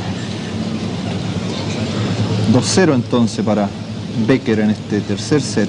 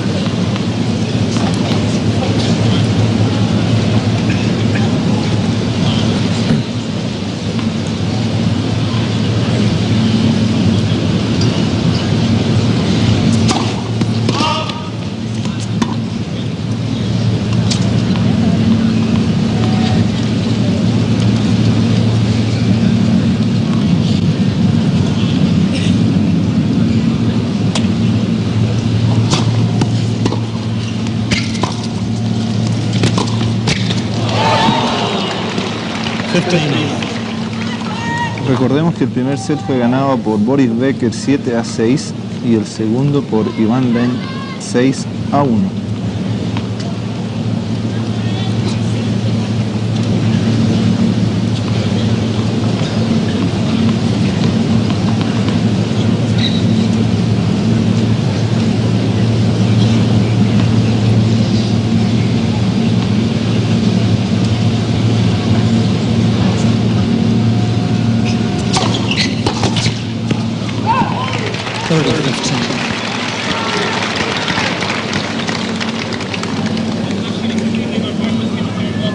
Ahí está Iván Lendl, muy contento con el cobro del linesman de servicio.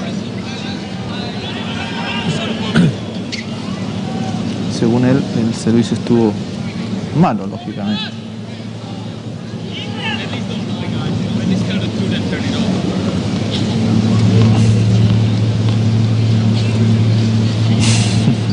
Estaban hablando en checo ahí.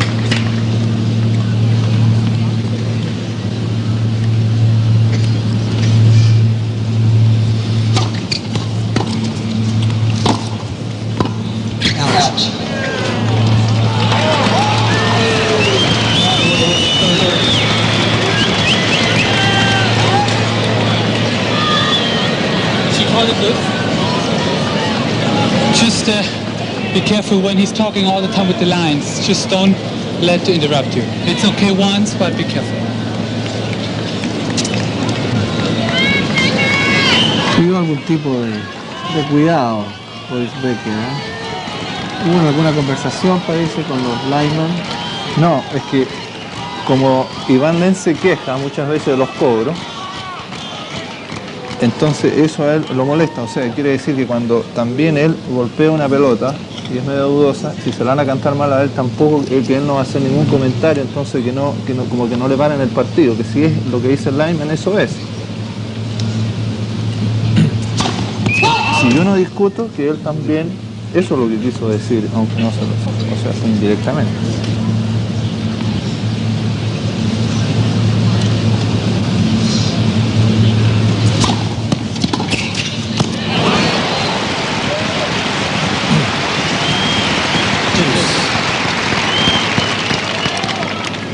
iguales.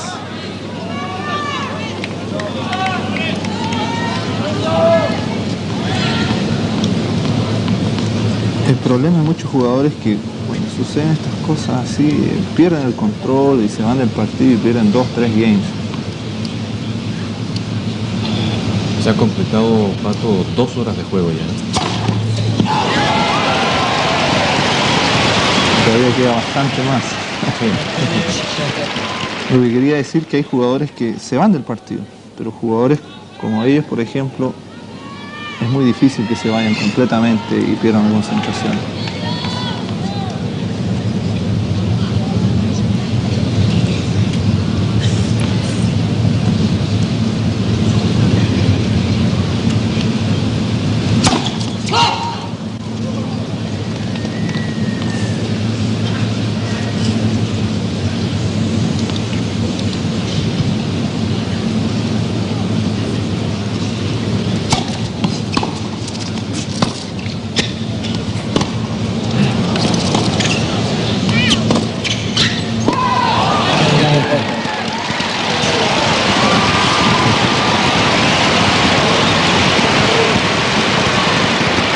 Becker leads 3-love.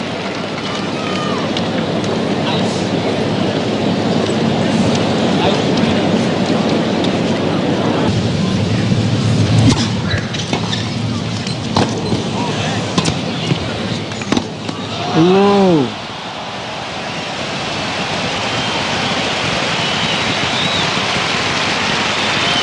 Perfección total, ¿no? 15-love.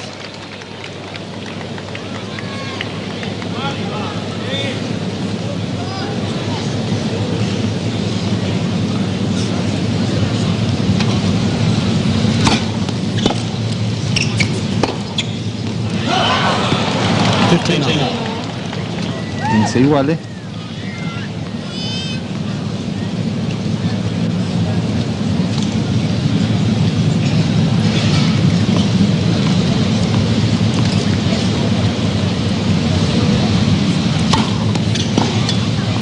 Third.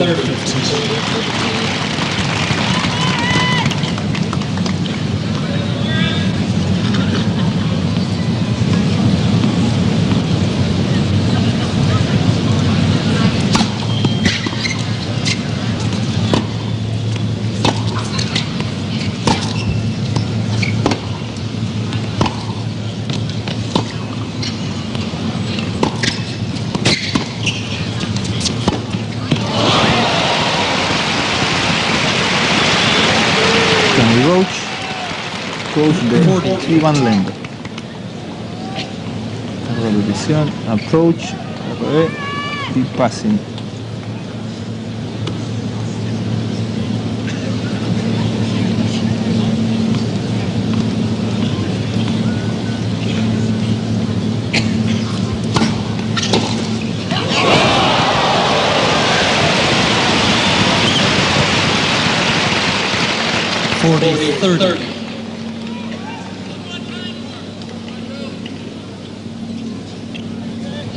Gran devolución de Becker, ¿eh?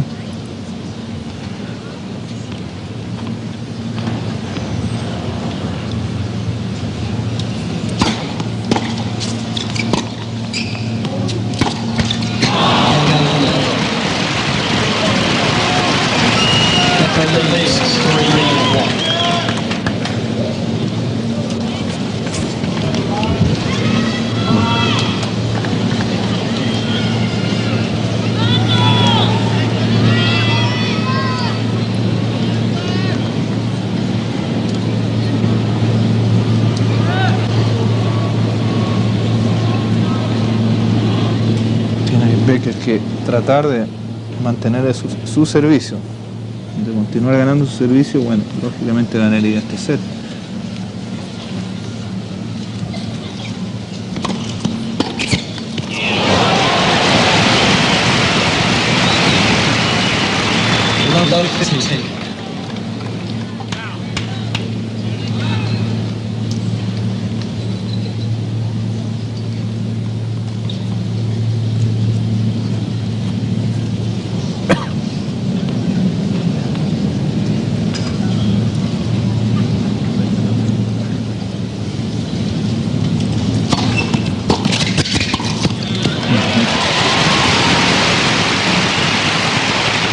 15 love.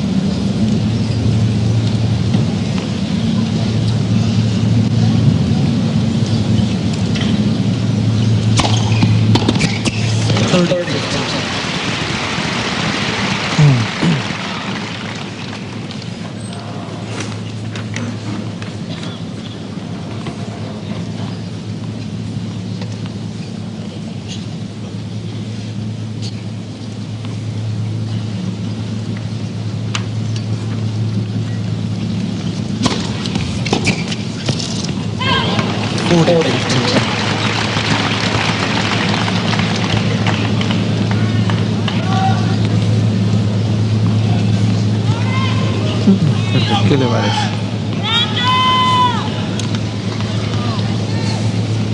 Ese calor, ¿eh? La humedad es el Porcentaje muy alto. muy alto.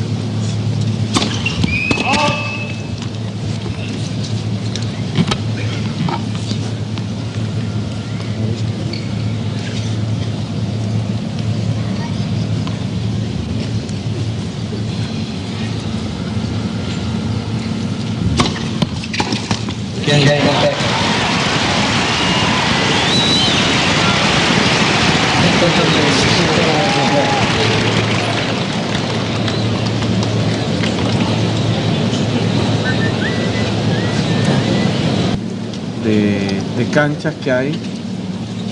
Y hay una segunda cancha central también, como hay en Wimbledon.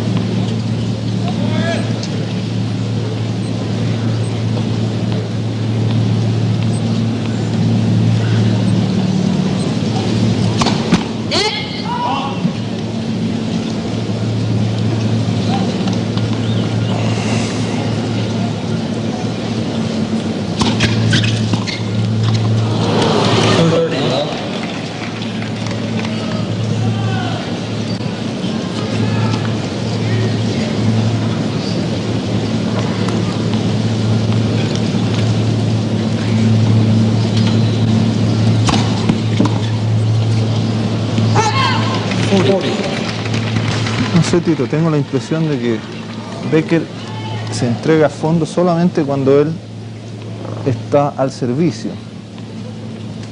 Y luego cuando Lendl está sirviendo, digamos, no entra en mayor desgaste, digamos. Puede ser, ¿ah? Para mí. No se sabe hasta qué punto será la molestia que tiene Claro. en su... o la pequeña distensión, porque eso Es la pierna izquierda, ¿eh? que podría tener Boris Becker. Entonces está evitando hacer un esfuerzo extremo que lo pueda dejar prácticamente fuera del match.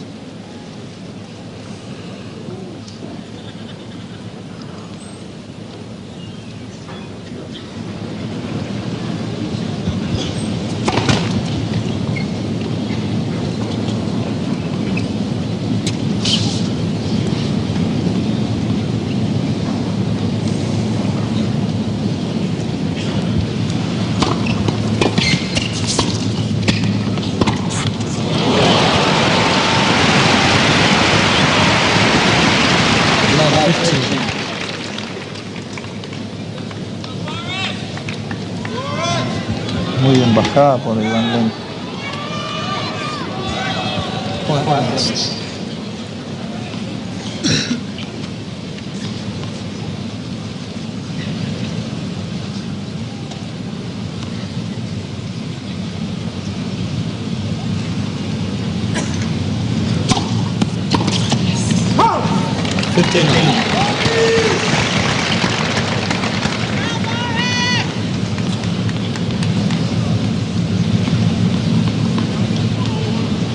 Lo increíble que uno mira a los jugadores y puede apreciar que Ivan Lendl le tiene mucho respeto a Becker, aunque Becker no esté realmente jugando tan extraordinariamente como en otras oportunidades, él le tiene mucho respeto y eso mismo hace que no juegue como juega con otros jugadores tan buenos o mejores que Boris Becker.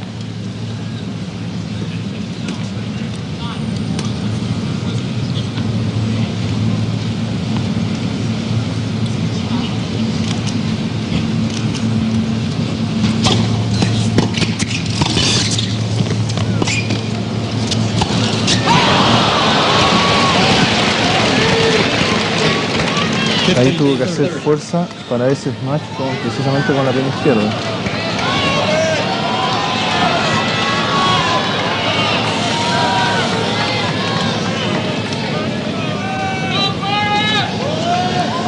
Ahí.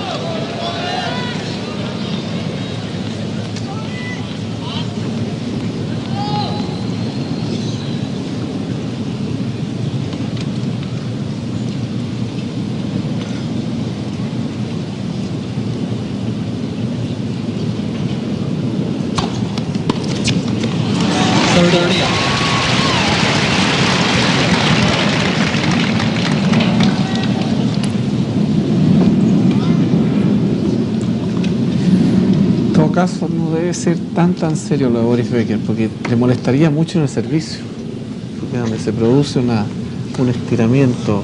Pero no ha sacado bien, ¿eh? No le ha puesto mucha potencia porque algo tiene que apoyarse con mucha fuerza en la pierna también para darle potencia al golpe.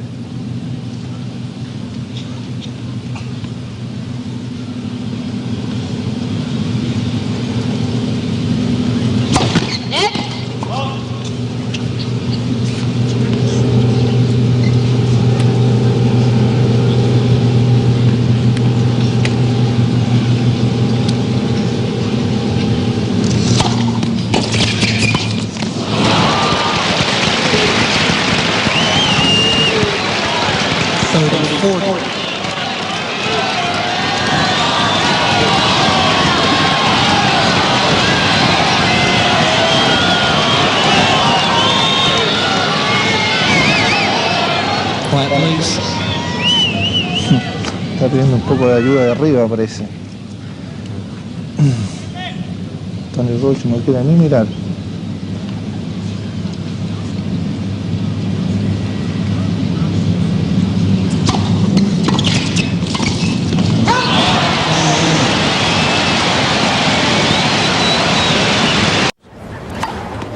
It'll all be delayed until we're through here at the U.S. Open.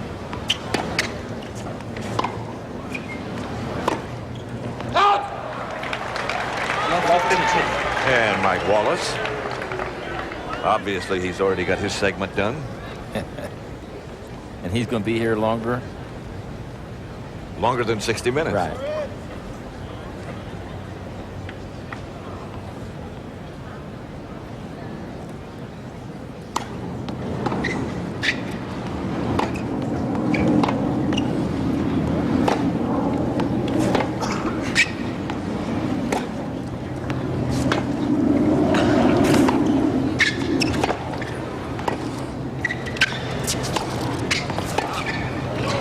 Missed it. Here's where Lendl has to be careful. Level 30. Not to get too careful. Yep. If you pull your horns in too much, this is what happens. Let the other guy be aggressive. Lendl had a chance to come into the net on a short ball in that point and backed away. Not only that, but Becker didn't even use that spray stuff, that coolant on his legs last time, so maybe he's feeling better.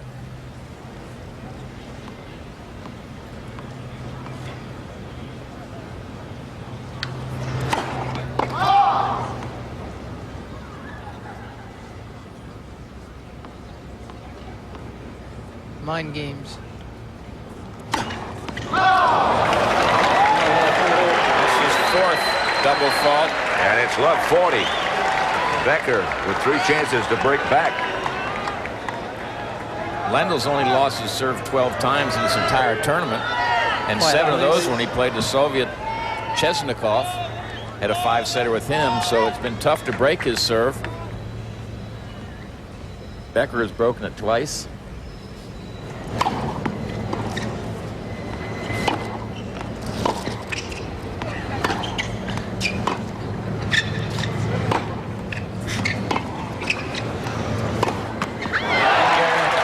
talking it again.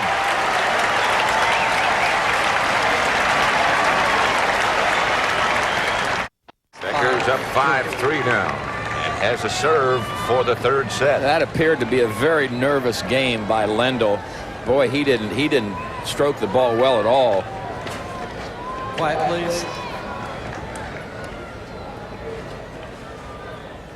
Now we'll see what Becker has Thank you. trying to serve out this third set.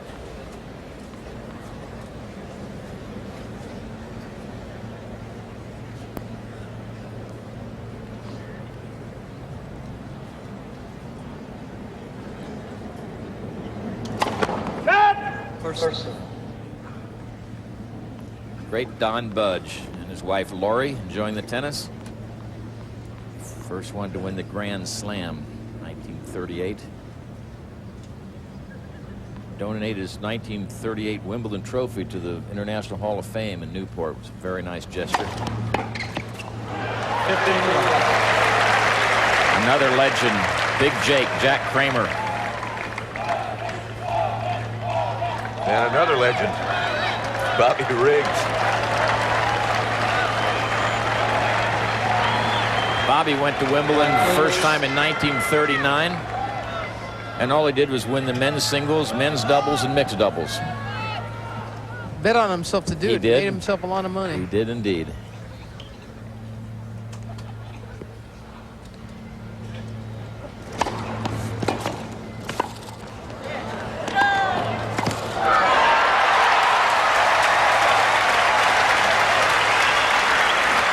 Lendl has made him stretch, but he's been able to get there.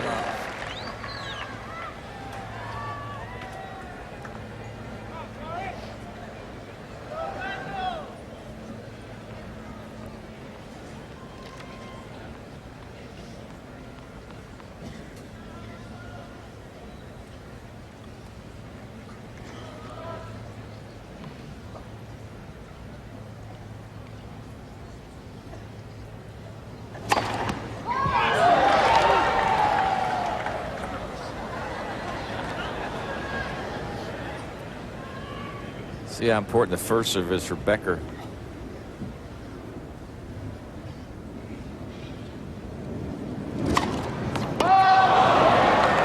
Number 8 in the double fault department.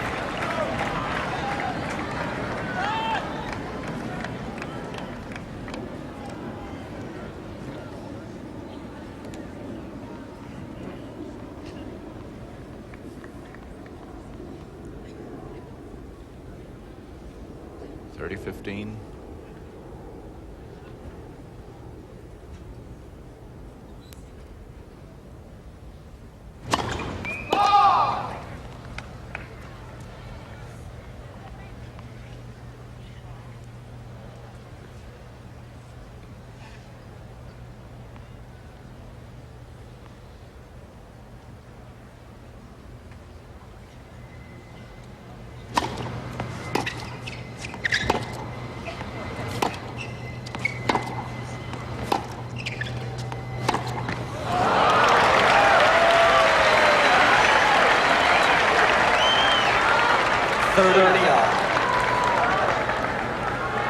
Pancho Segura. Tremendous two-handed forehand. One of the most loved guys in tennis. And if you want to talk strategy, talk to the hookador, Pancho. He knew how to put together a point. Boy, he sure did.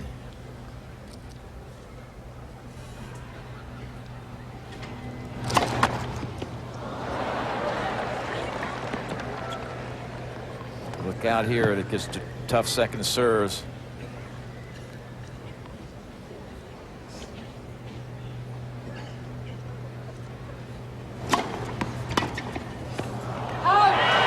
That was a good second serve. 40-30. It was indeed. And now Becker is at set point.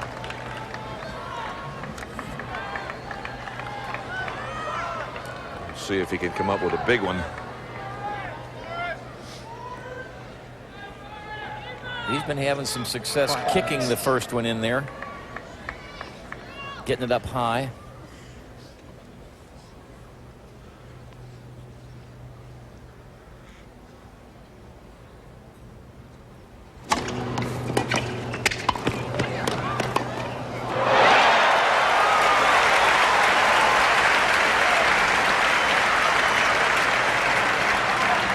see if Becker plays what would have been an out ball. Tough to tell. He might have flagged one there.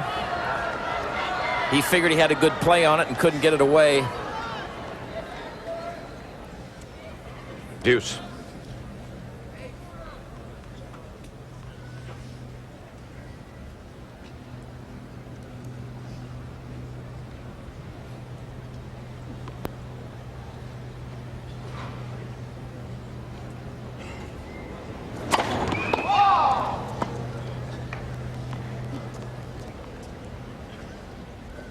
Ian Tiriac.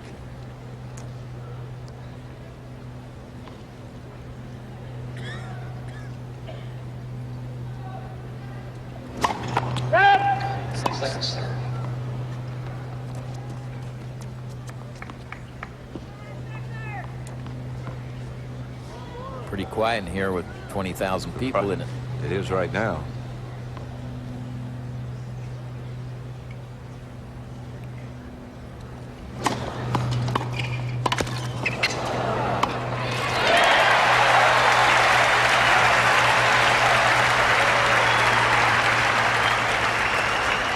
Advantage, Lendl. Here's Lendl. Pretty safe play on that high volley, and now he has break point. Trying to stay in his third set.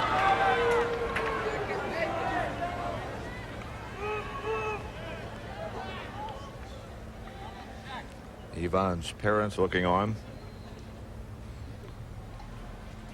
He looked very calm, as he always does.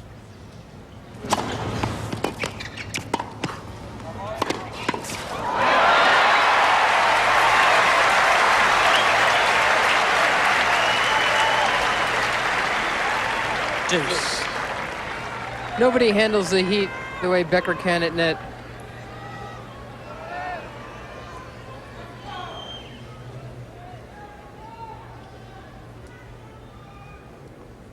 You're not something that you never used to see in tennis. You never saw tennis players shaking their fist 20 years ago or something. Now everybody does. Gals do it, the guys do it.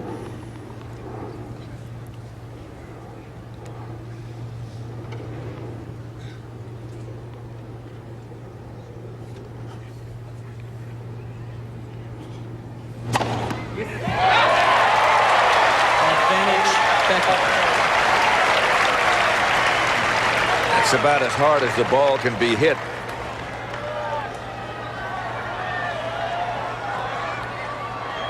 That's the situation on aces, excuse me, Patrick. And it's set point.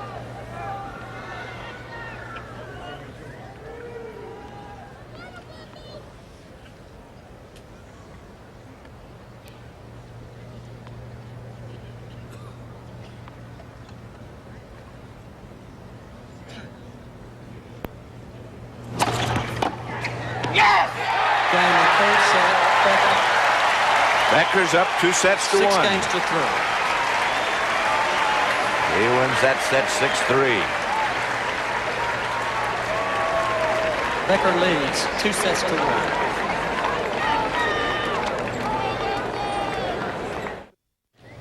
1. The first game. The 4th set. Becker's won 4 of their 5 matches, which have gone 4 sets or more. He's won the last 4 of those. And he leads 2-1 in 5-setters.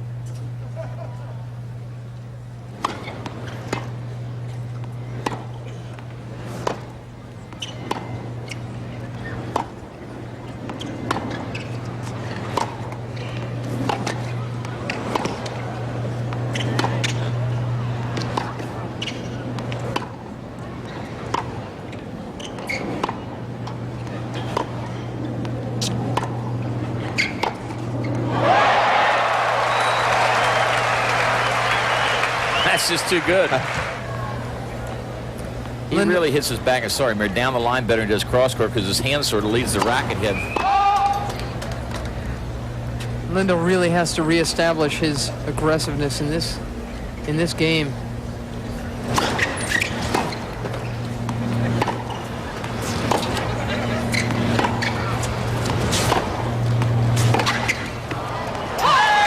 Becker just continues to dictate the points. Love 30.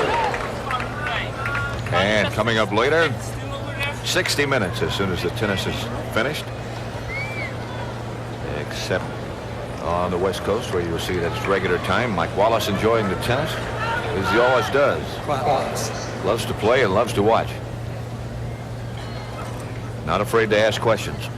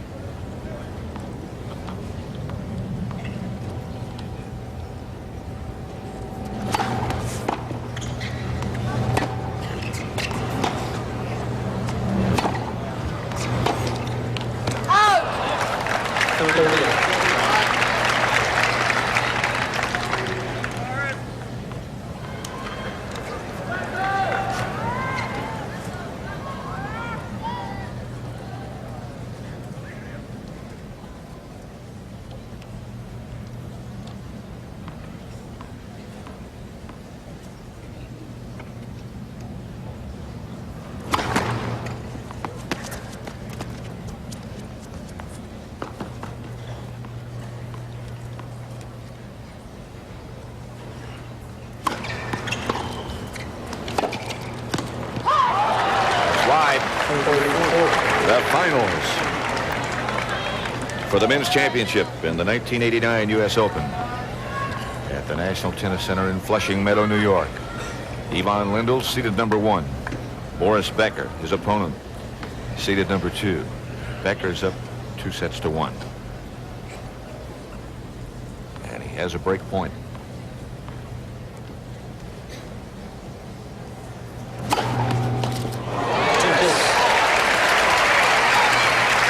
Well, we've talked about it before.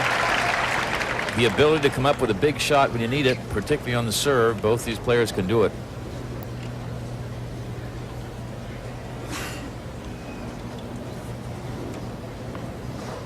That now is a final.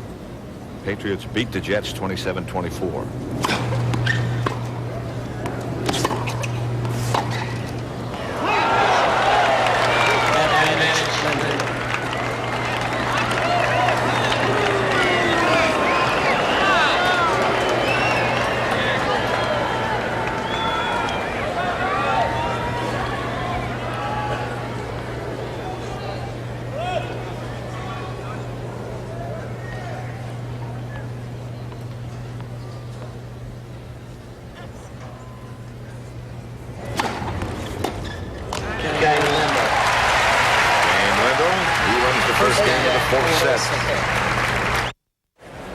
Boris Becker leads in the men's championship final 2-1 and will serve at love 1 in the 4th set. Right now, let's go to Leslie Visser. Down here with the Antiriac, Jan, he's up 2 sets. What will he have to do to win it? I mean, if he would do what he does in the important 5 minutes of every hour, probably he can win it much easier than that, but it's exactly like always. It's his mentality. I think that exactly when he needs that break, he's going to do it. Of course, I am surprised the way that Ivan plays. I think he plays well. I would definitely play a 2-1 going in almost every time and not stay passionate the way he stayed in the 2nd set. What about the effect of him playing on the hard courts, a 210-pound guy throwing himself around? Well, like at that time, you don't think anymore if you're 210, 110, or whatever it is. You play on emotions. You just have to do whatever you can to make the point, and that's the moment that they are not thinking anymore and they just play on what they have. Thanks, Jan. Pat? Sounds like a very simple philosophy. You don't think, you play with what you have. Also, I like what he said. 5 minutes every hour. He does it the way Jan thinks he should do it in terms of strategy, and then he messes around the rest of the time, and the matches end up being closer than they should, or they might be.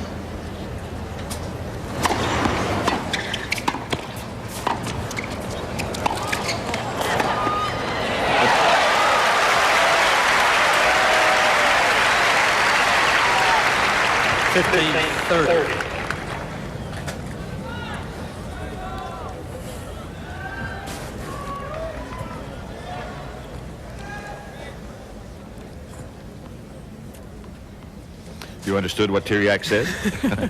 It's cryptic, but you do. He said he's a very wise man. Well, he understands the game very, very well. And he was a hard worker himself, and he feels sometimes that Boris is a little frivolous. He knows he's young and so forth and enjoying all his successes, but he just figures if you really stick to your P's and Q's a little bit better, he could get the job done more quickly, more often. That's good.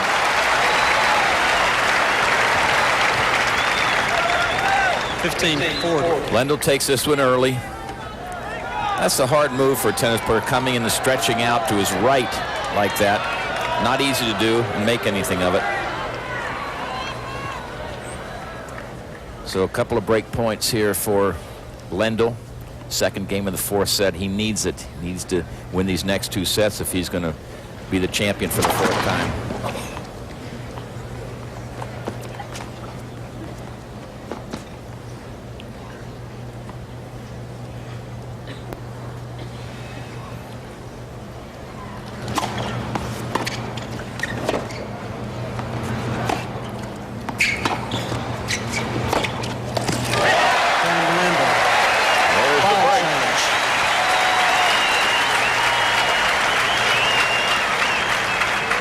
Lendl leads. 2-love. 4th set. Here's a second look. Fairly deep approach, but not a lot of sting on it. And here's the Lendl forehand. That's what Tiriac was talking about. One of the most impressive things I've ever seen anyone do is Jan Tiriac telling a joke 10 years ago, and everybody got a laugh, and he was asked to repeat it. He speaks 6 or 7 languages. He told the same joke in 4 different languages, right after another. Got just as big a laugh every time. I don't know too many people who can do that. I think he purposely mangles his English just to stay so funny and interesting. Probably so you don't recognize how sharp he is. He's a good negotiator.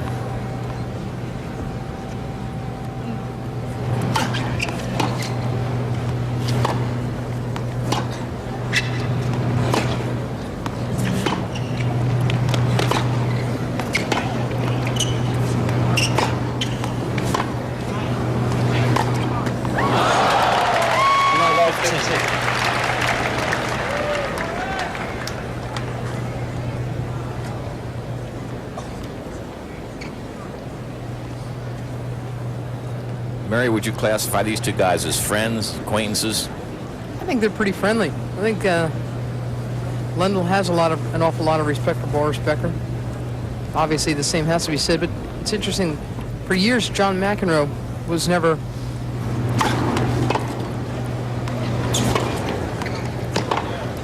John McEnroe was never overwhelmingly impressed with Becker. He used to say things like, well, he's just a kid, and what does he know? What does he have to worry about outside of his tennis? But a couple of weeks ago, I was speaking with McEnroe, and Becker had just not only won Wimbledon, but had helped Germany win Davis Cup, and McEnroe could do nothing but admire him and respect him.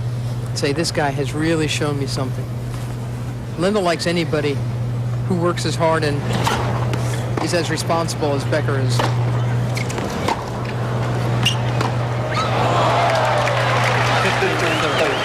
Couple of loose points in this game by Lendl. He does have a break serving at 2-love. He's got to keep that thing rolling if he wants to stay in this match. Becker's ahead 2-1. It's 15-30.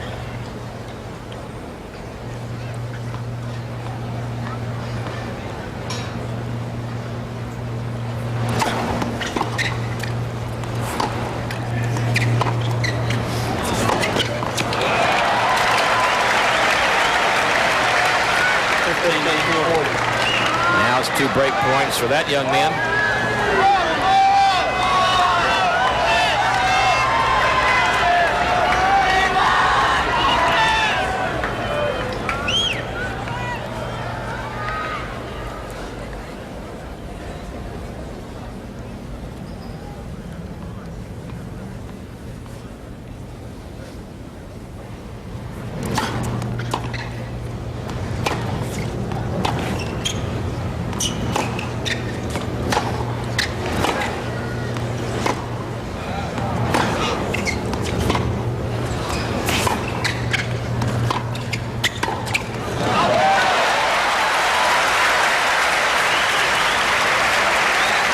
Lendl played a little hesitation move on that one too.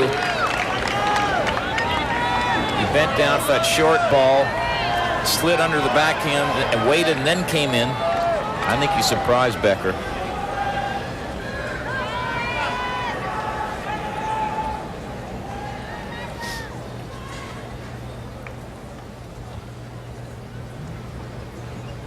Still break point for Becker.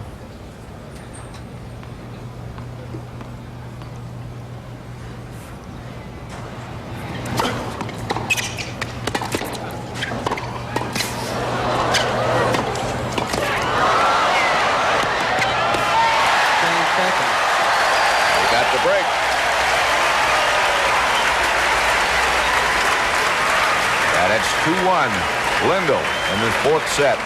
Lendl leads 2-1.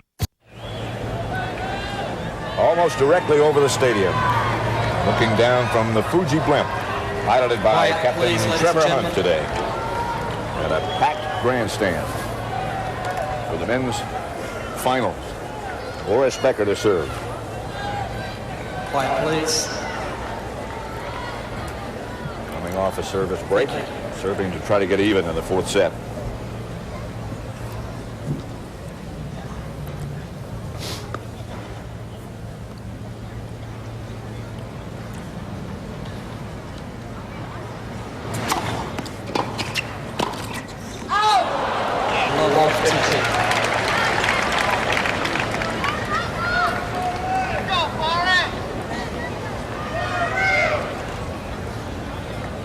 Ladies and gentlemen, no flash cams.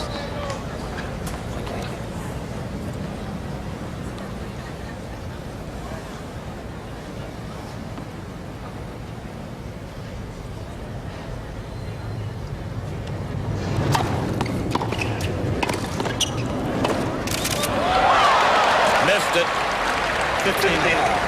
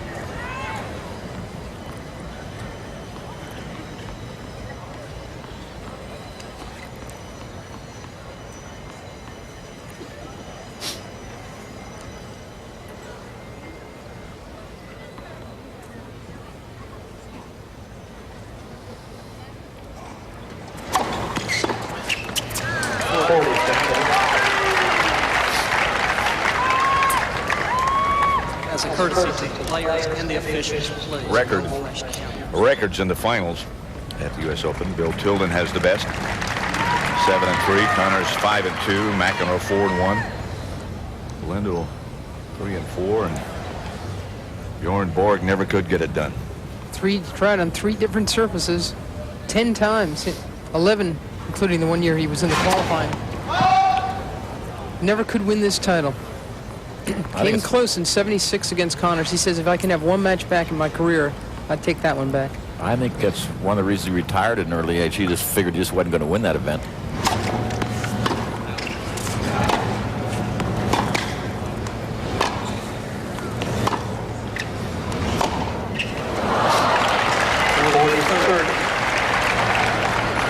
couple of times now, Lendl has asked the chair to tell people to stop taking flash photography. Again, it's pretty dark out there now. And he notices everything, especially flash bulbs popping. He worries enough about getting a good look at the ball when the sun is down anyway. But you know, when you get the directions from one of those instant cameras that says this flash is good for 7 feet out in front of you, and they start at row 302, it's not like they're right in front of him.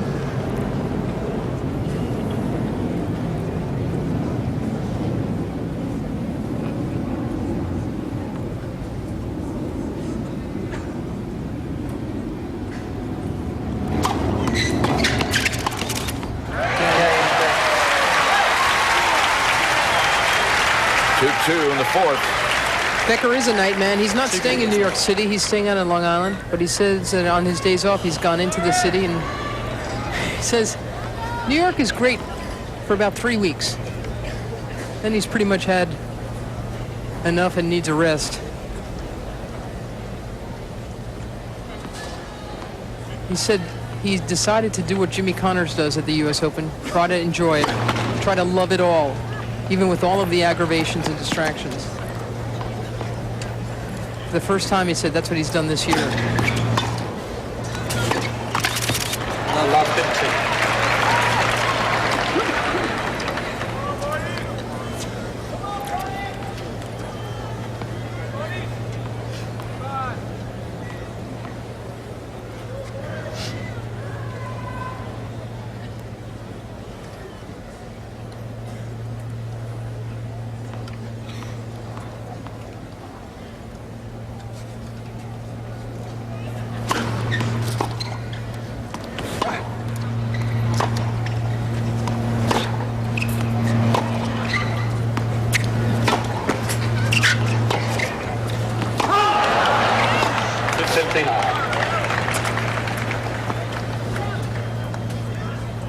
His last 2 U.S. Open finals, Ivan Lendl.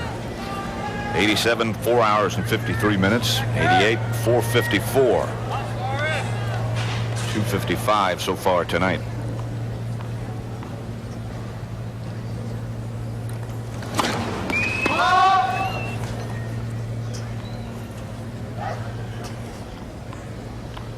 As soon as the tennis is over, 60 minutes will appear.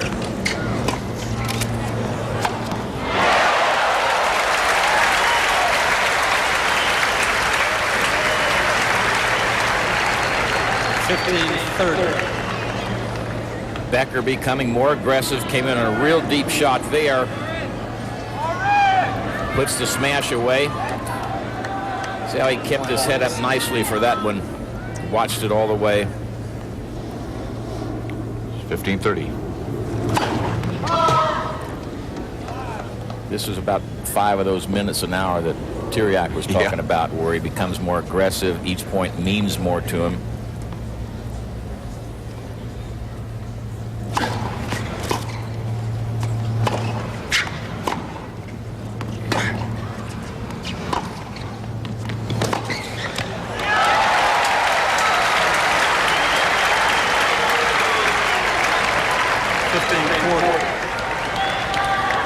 Break points now. Becker applying some pressure now. What Tiriac says is if you do this when you know you really need it, why don't you do it the rest of the time? Yeah, obviously works for you. Pretty hard to do it all the time. Stay at that level.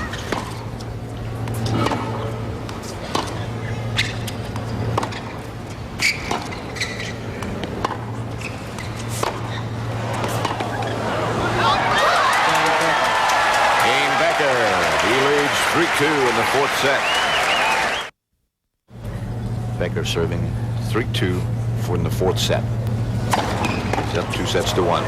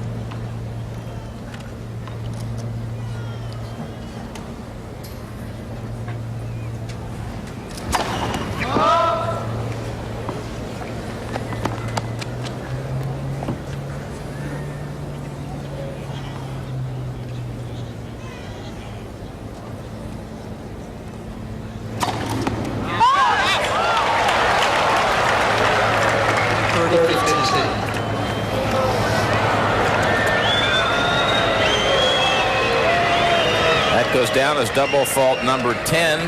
Becker thought it was ace number 10.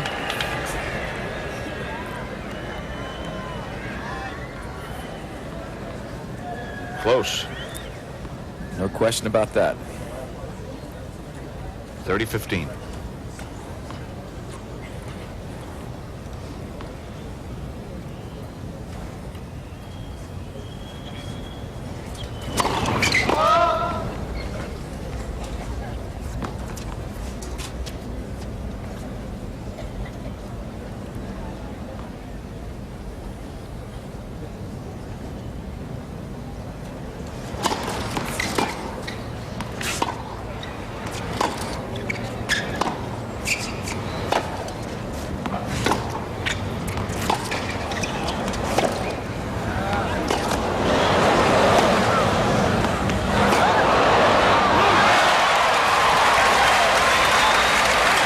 Looked like Becker hit both sidelines. Yep.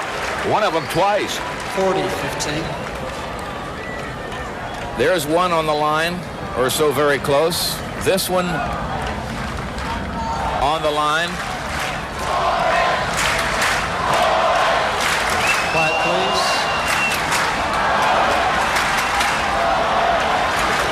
Quiet, please.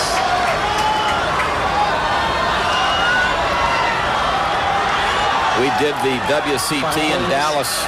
Boris won, and I congratulated him in the presentation, and he said, first of all, let me thank my German fans in German.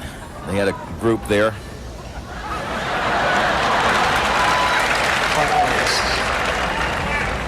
Thank you.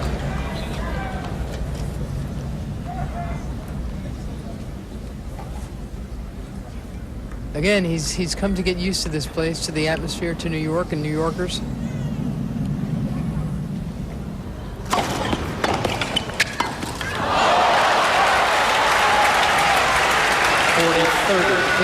If he does win this, he'll be the youngest at 21 to win it since 9 years ago when John McEnroe did it at that age. This is not a tournament for teenagers. It takes more than great tennis to win here. It takes 2 weeks of character and discipline and concentration. Fitness.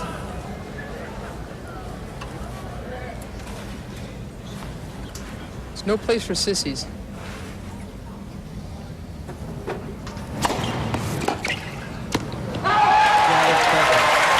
He leads 4-2.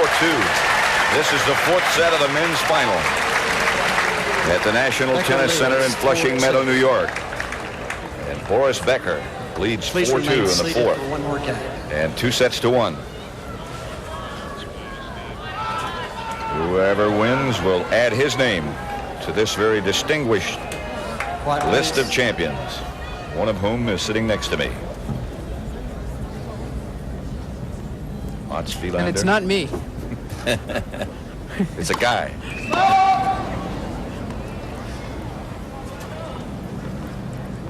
Pat Summerall, Tony Trabert, and Mary Carrillo. Yes,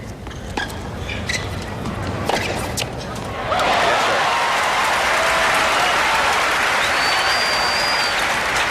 15. Don't count the 3-time champion out either. Ivan Lendl has plenty of will and plenty of courage. He has proven that year after year.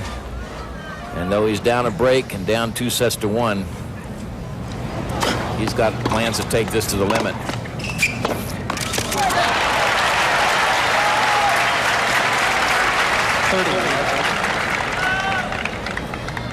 Lendl's career losses at the Open. Pretty short list. Yeah. No bums in that group either. No. Tony Roach and girlfriend Samantha in the middle.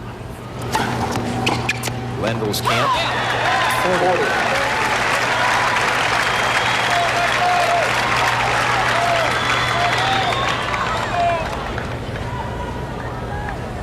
There's Karen Schultz, Boris Becker's girlfriend.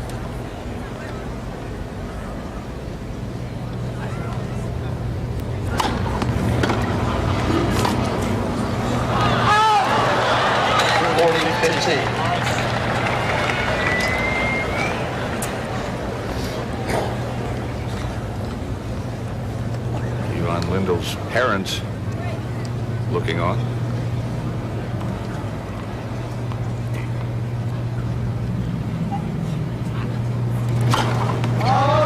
He's made them proud.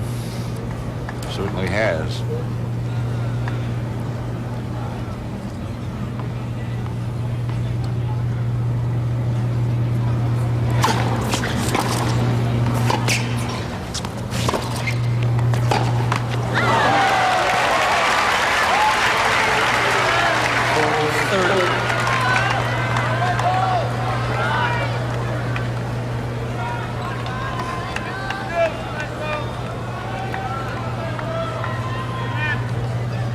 Not many empty seats. No.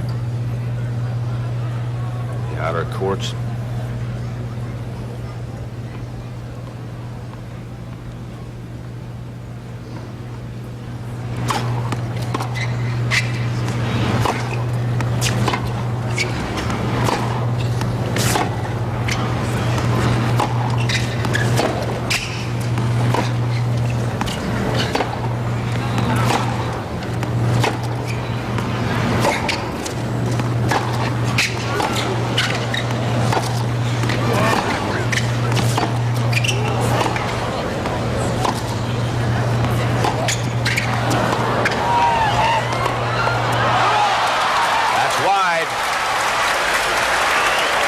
Some balls hit as hard as you'll ever see in that point.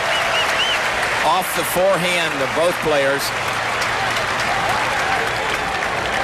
Deuce.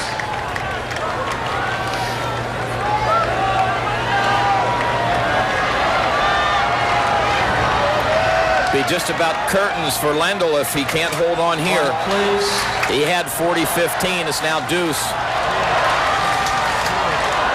Flat plates. Thank you.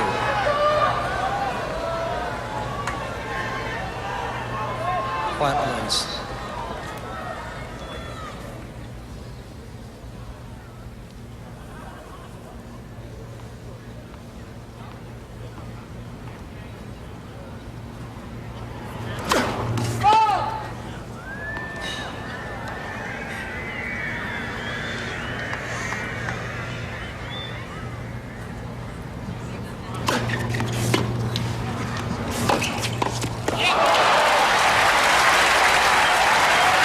Advantage Lendl. Good play by Becker. Didn't get the approach quite deep enough, but boy, that instant pressure can really pay off in this crucial time of the match.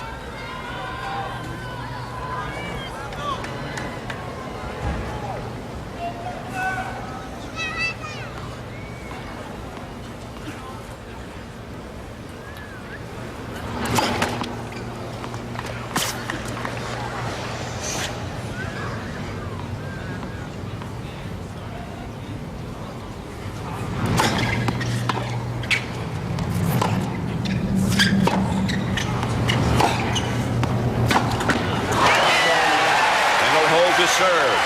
Becker leads 4-3 in the fourth. Becker is up 2-1 and leads 4-3 and is serving in the fourth set. That's for the United States Men's Open Championship. $300,000 to the winner. The loser gets $150,000. It's gas money to get home anyway.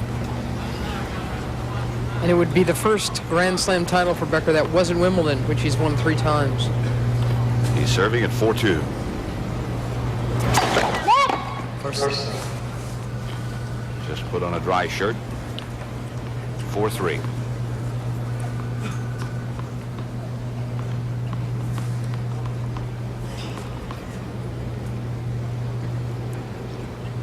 Well, he's saying just don't care what he does.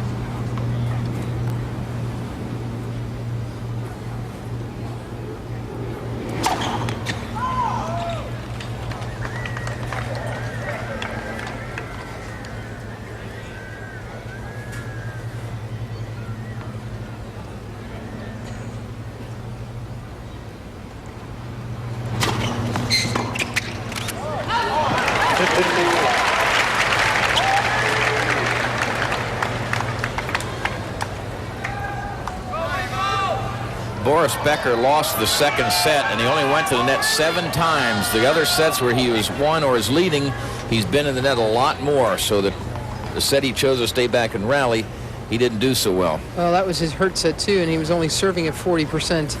He's up to 60% right now. Again this year, Unisys computers are supporting scoring and statistic efforts for the U.S. Open.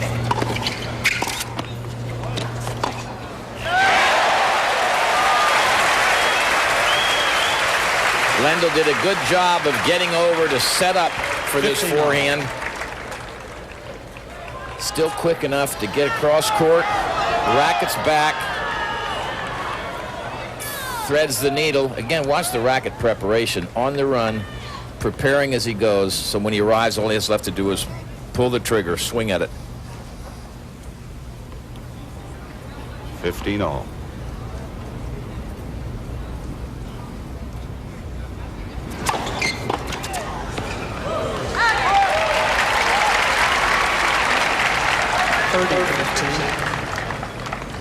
See, there was that trouble set for Becker, that second one when he was down to 40.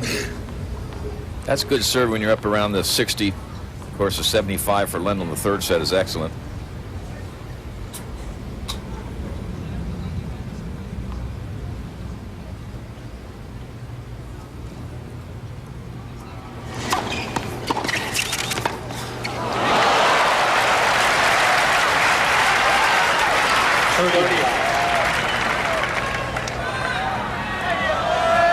Lendl knows time is running out this service game and one more, so if he doesn't break one of these two, he's going to be the runner-up at the U.S. Open for the 5th time.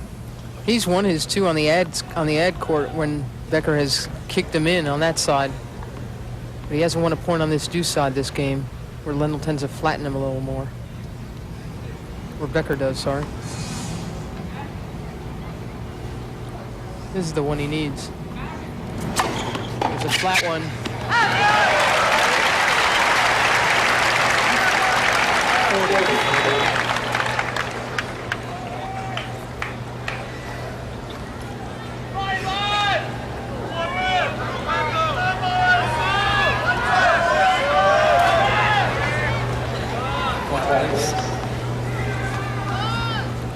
Lendl's hoping here, I'm sure, that Becker high kicks another one to him.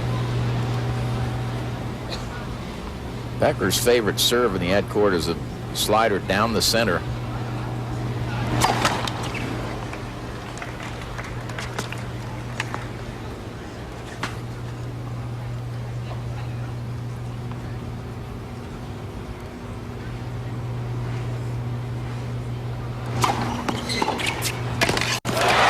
Yeah, he likes those.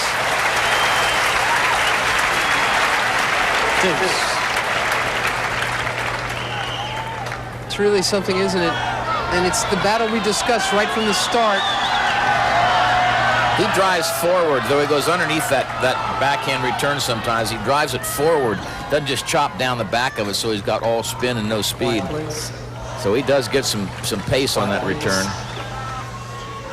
The Lendl camp looking very concerned.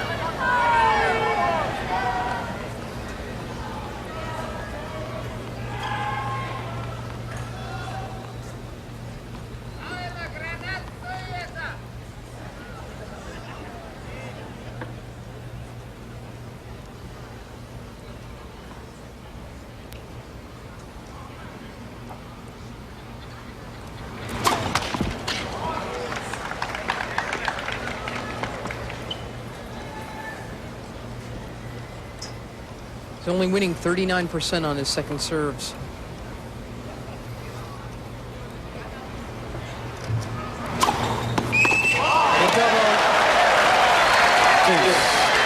Back a deuce. It's 11 double faults for Becker. He's up 2-1.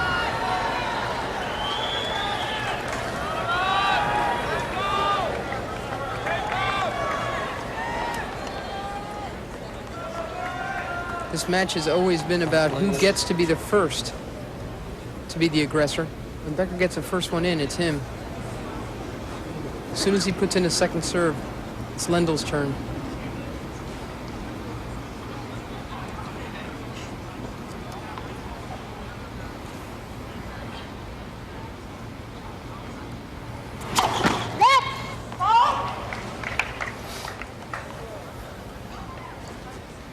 Still, Becker's had some terrific second serving.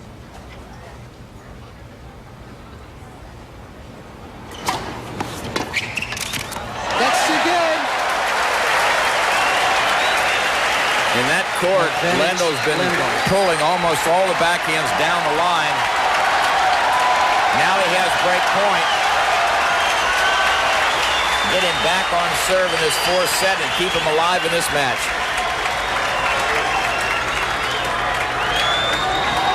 That was a pretty good serve, too. It was. If you can make the kind of shot that Lendl just made, it doesn't have to be real good. It's just the opposite direction. A guy's no way to be looking for it. He just steered it into that court. Break point.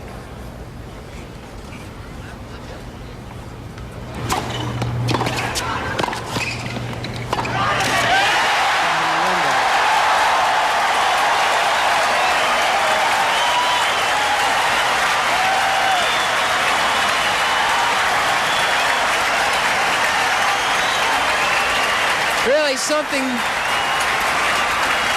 great return, dipping, and when Becker volleyed up, Lendl had the shot. 4 games. Bang! See how well he stayed down for that shot. He didn't panic. Quiet, please. Mechanically, very sound. And it's level at 4-all in the fourth set. So many players get yippy at that moment, pull up. Or peak. Or peak.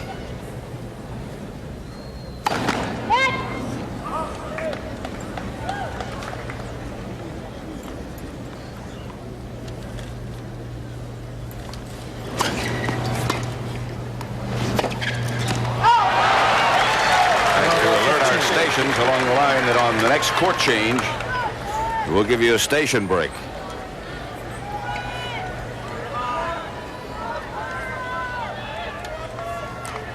Lendl upset about missing that passing shot because Becker's approach hit on the service line, very short. Should be a sitting duck. But there again, that's where the pressure can pay off for you.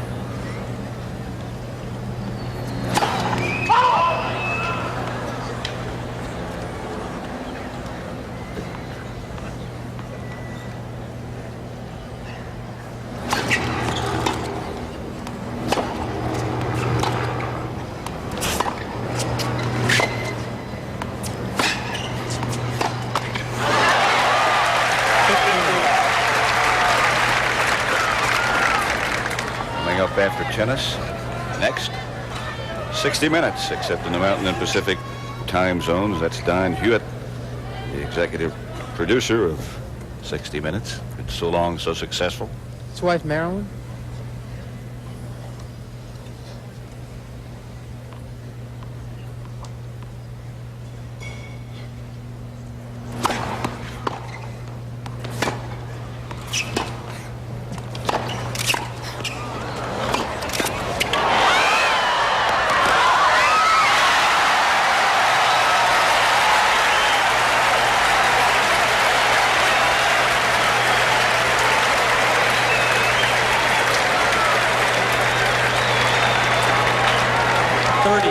This is just sheer power.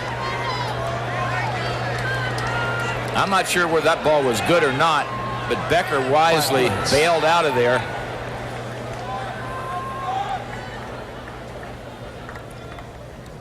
takes no chance here. Early preparation.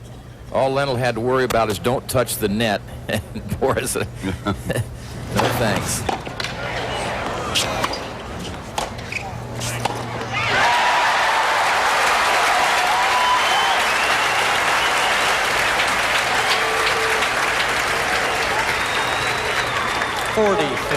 In the pressure situations, I think that's something that Lendl should do more, and that's go in. Make the other guy have to beat you instead of staying back, and you have to produce the winner all the time. He often does that. Another guy that does that well is Mats Wilander. He'll rally with you and rally with you, and when he gets down at break point, he serves and volleys. Lendl holds serve. We'll be back at the U.S. Open after this word from your local station.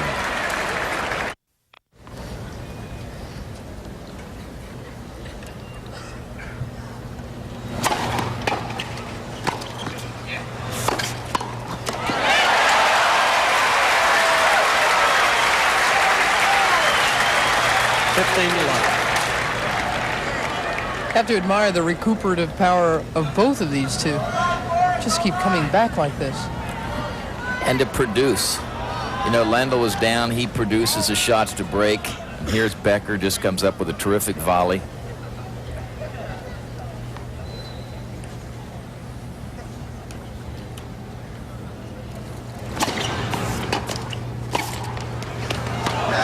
Stayed in. 30. You can't hit a more clutch volley. That was within inches of the sideline and the baseline. Closer than he wanted. It was a tough first volley. Yeah, and he had to dig it too. He had to hit that up.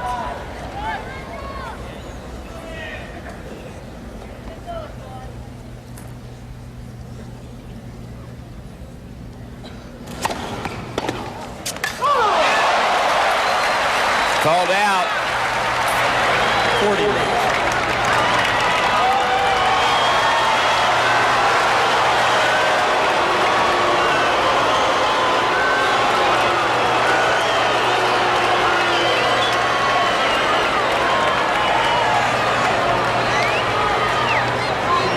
You're saying you showed it wide. I saw it wide. He saw it. And you're not rushing inside at all.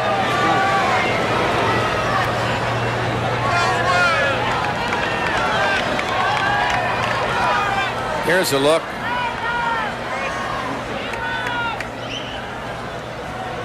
Looked wide, but it's so close. It's so difficult to tell, I think, on these replays. I think Yvonne said something, the umpire there, to sort of cover his tracks. He'd gotten up there looking at it, and they were on him a little.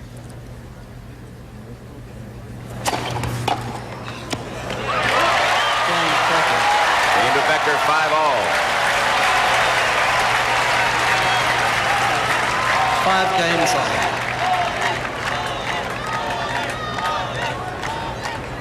Power hold from Becker. Tough on family and friends, too.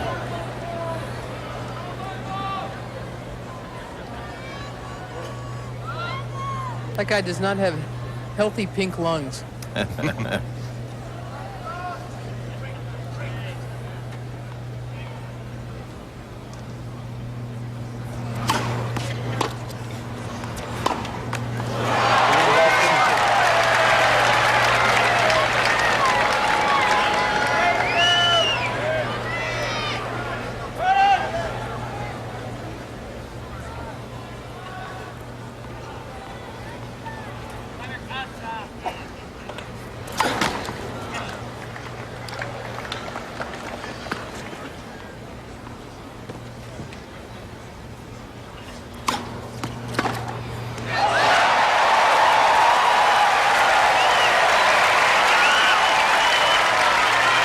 Talk about reckless abandon.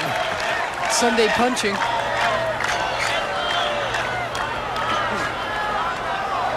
That is some shot. Quiet, please. He liked it, too.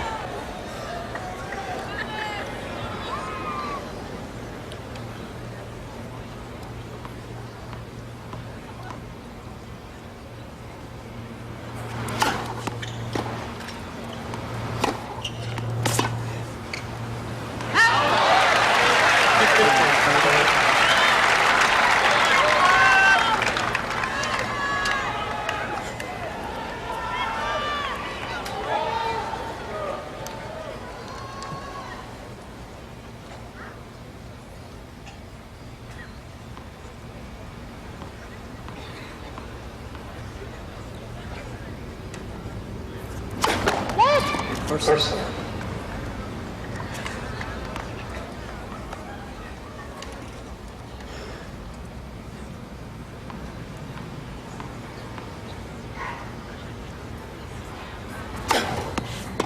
Oh, come on, he caught it.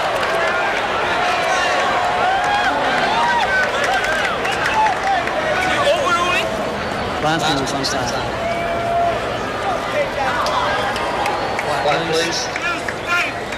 Linesman was unsighted, which means that he probably Becker got in the way of the linesman as he went out to make that shot. So the umpire made the call.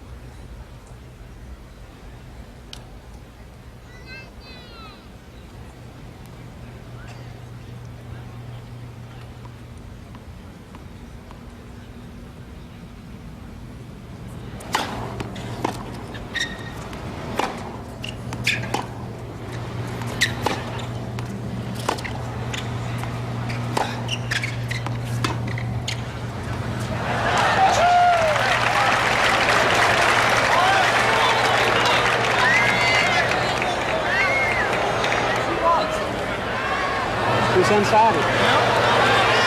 He didn't see the ball. The linesman was unsighted. He didn't see it. I called it out. It was wide.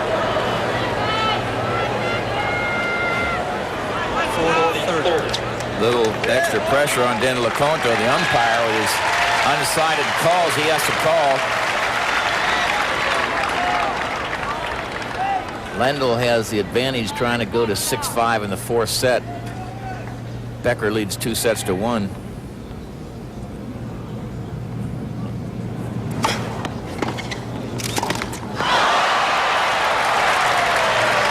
They're over 3.5 hours now.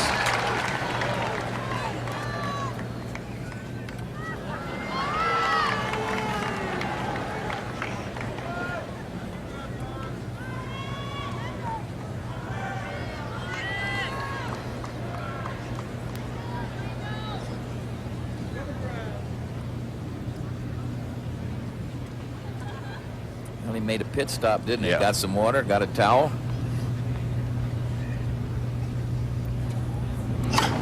Got it back to deuce. And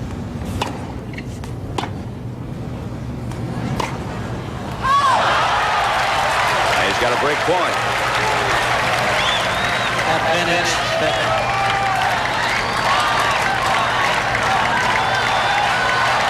The National Tennis Center is alive at the moment. For the championship, Yvonne Lendl against Boris Becker. Quiet, please. Becker said the U.S. Open fans have never seen the real Boris Becker. He wanted to show it to them this year.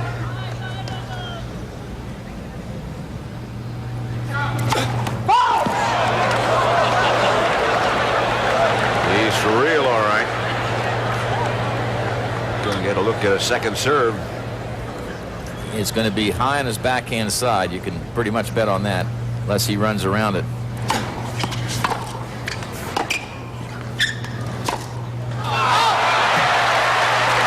Boy, that's a clutch one miss there.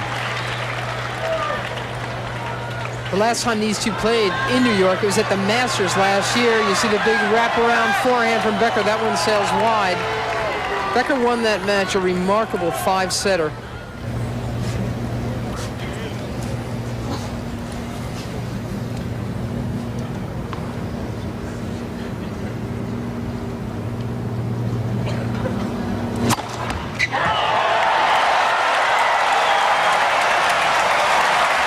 His 11th ace. 6-4 Becker.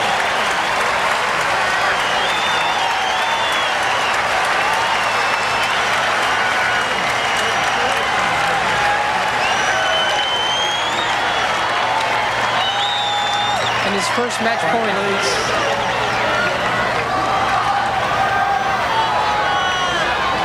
Quiet, please.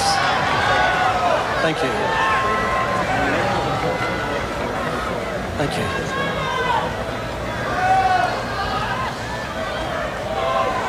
Quiet, please.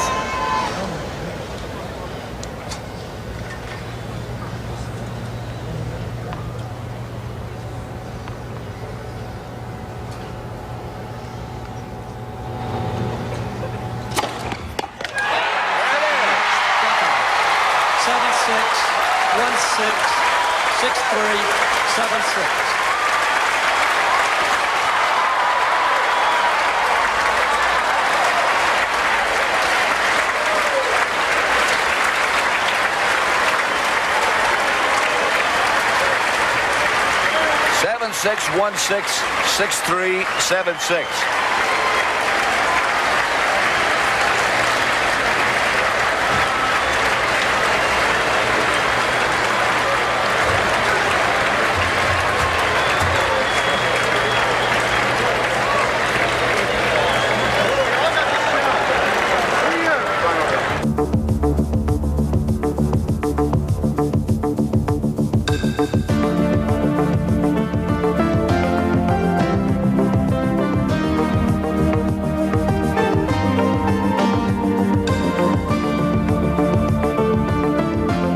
Mexico versus USA, live, 7:25 p.m. Saturday on ESPN.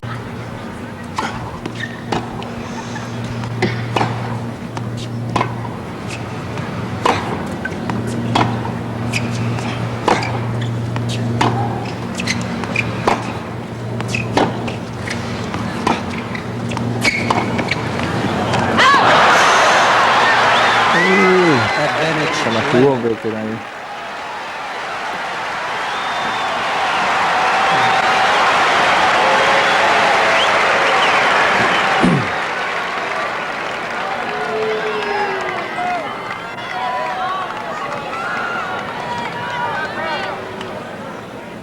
Entrenador de Becker nuevamente en pantalla.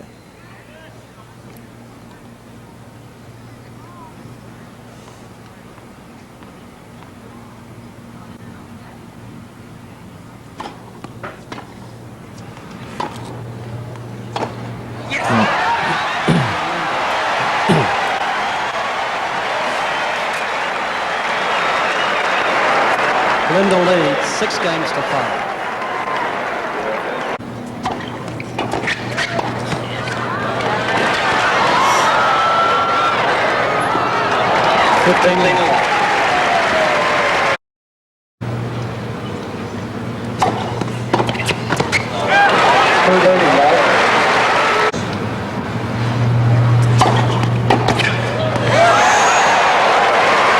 Golazo. 15.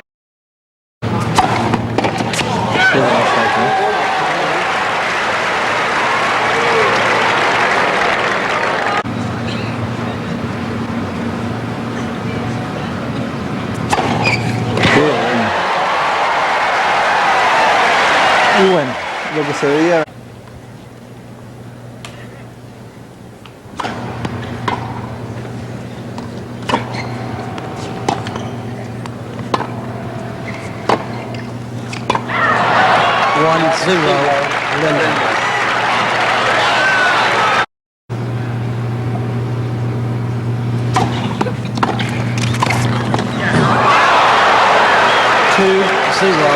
Lendl.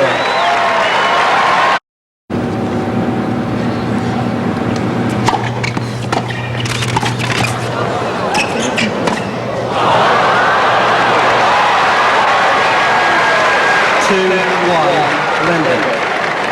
Larga entonces.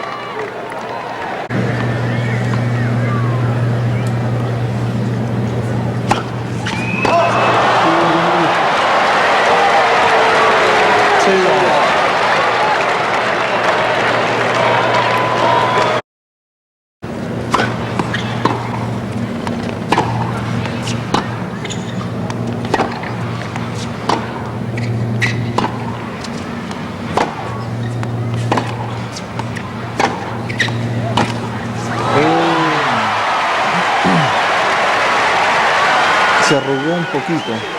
Aunque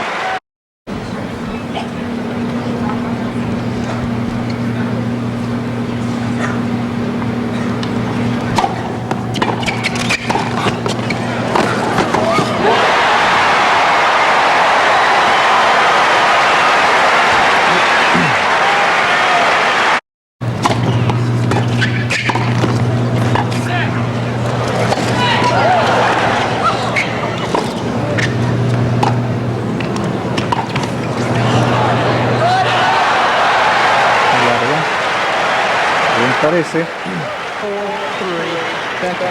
Así es.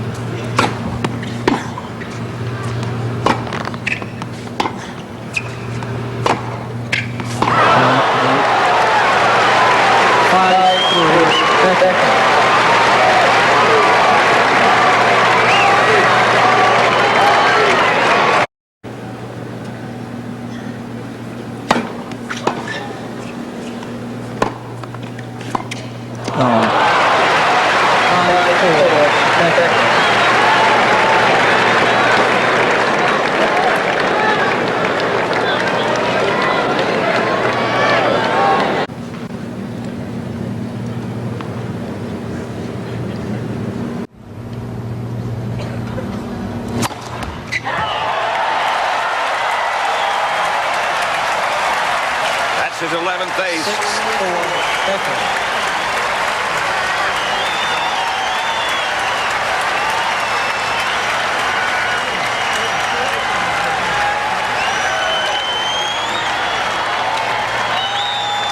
And his first match point leads.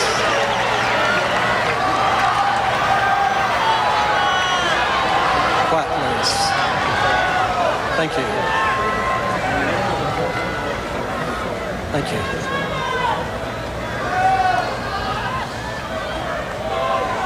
Quiet, please.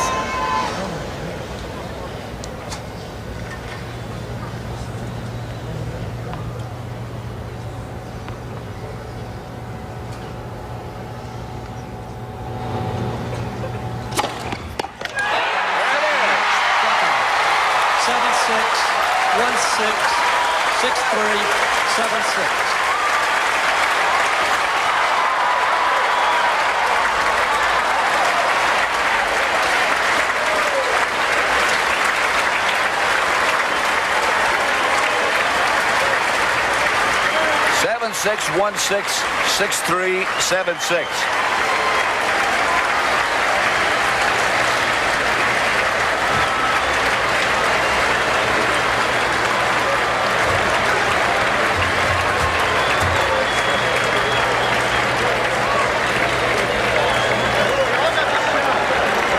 Envoyer sa raquette dans le public.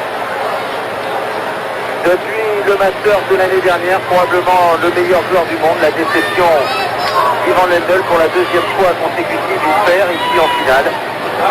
Il a tout donné et il est tombé sur un super attaquant, très complet, qui a réalisé un match étonnant aujourd'hui dans la match de Bill Norris, le Master. Tout à l'heure, eh bien, il est venu lui donner un petit coup de main dans ce match parce que Becker semblait à la cuisse. Voilà son premier titre à l'US Open, son 4e pour un tournoi du Grand Chelem après ses 3 victoires à Wimbledon. Et moi je pense à Panata. C'est vrai, vous l'avez dit un peu plus tôt aujourd'hui. Panata, balle de match contre Roland Garros au premier tour, il la sauve par un plongeon. Becker, il la sauve sur une balle nette. La deuxième balle de match contre Rostadio. Le Messin, ensuite il a joué formidablement bien jusqu'à cette finale. Et puis là, il a tout donné. Il s'est bien battu, il y a eu des hauts et des bas. Et le survivant, le miraculé de Bleu-Segmedo, il avait dit du reste après le match contre Rostadio. Mon ancien gardien est là, qui veille sur moi. Et bien l'ancien gardien aura été avec lui jusqu'à la finale pour lui permettre de remporter donc le premier titre à l'US Open, match qui aura duré près de 4 heures, 3 heures et 51 minutes. Et donc victoire de Boris Becker, vous l'avez dit tout à l'heure, le même doublé Oui, la Wimbledon pour le tennis allemand, c'est vraiment une année extraordinaire. L'année dernière, ça avait été l'année des Suédois, avec le grand chelem réussi par les Suédois, 3 titres de Wilander et un titre d'Edberg. Et bien, cette année, c'est l'année des Allemands, qualifiés en plus pour la finale de la Coupe Davis. Graf et Becker, qui gagnent à Wimbledon et même doublé à Flushing. En plus, ce sont des joueurs et des joueuses qui vraiment ont un talent exceptionnel. Becker, je crois, ça réconcilie avec une forme de tennis d'attaque. Alors à eux deux, sur 8 tournois du Grand Chelem, ils en gagnent 5. C'est grave 3 pour le plaisir 2. Pas mal. Becker qui dans quelques instants va se tenir pour la première fois de sa carrière à 21 ans. La coupe du champion, le champion des États-Unis. Voilà, avec Tony Fraber. Qui a lui gagné ce tournoi à 2 reprises en 1953 et en 1955. The Infinity Division, Mr. Bill Bruce, to present the checks. And Bill, to our runner-up. Thank you, Tony. Infinity Division Luxury Cars is very proud to be associated with such a prestigious and well-known tournament. We're honored to be here tonight, and to our runner-up, I would like to thank you for an evening of outstanding tennis. Yvonne, your check for $150,000. $150,000 et d'être pincé, Yvan, parce que c'est le titre de champion du monde qui se jouait sur ce match. Il ne sera pas le meilleur joueur de l'année. Yvonne, congratulations. Lui avait soufflé l'année dernière. I know it's a disappointment that you didn't win, but you had a terrific tournament, and I know we'll see you again next year. Well, Boris played well today. He served really well, and all I could do is fight as hard as I can, and as you know, I never give up, so I will be back next year. We'll look forward to that. J'ai essayé à mon habitude de me battre jusqu'au bout, et ce sera l'année prochaine. Discours sobre, on comprend sa déception. And Bill, you have another check for Boris qui a l'air de répéter son discours célèbre. On voit célèbre bouger. To a true champion, Boris, I would like to present you as the 1989 U.S. Singles Open Champion, Infinity's check for $300,000. $300,000. Voilà, 200 millions de centimes à peu près. Et je crois que Becker donnerait bien joué contre la coupe. Tout à fait. À ce moment-là, bon, l'argent, il sait que ça va avec, mais c'est quand même moins important. You've won 3 Wimbledons. Vous avez gagné 3 Wimbledons. Grand Slam. How does it feel to you? Comment est-ce que vous ressentez le fait d'avoir gagné aujourd'hui? Pas mal, merci. You know what can I say? You know, it's probably the most, well, the best moment in my tennis life right now, and c'est probablement le plus grand moment de ma carrière tennistique. And it's just unbelievable for me. Well, congratulations. C'est juste incroyable.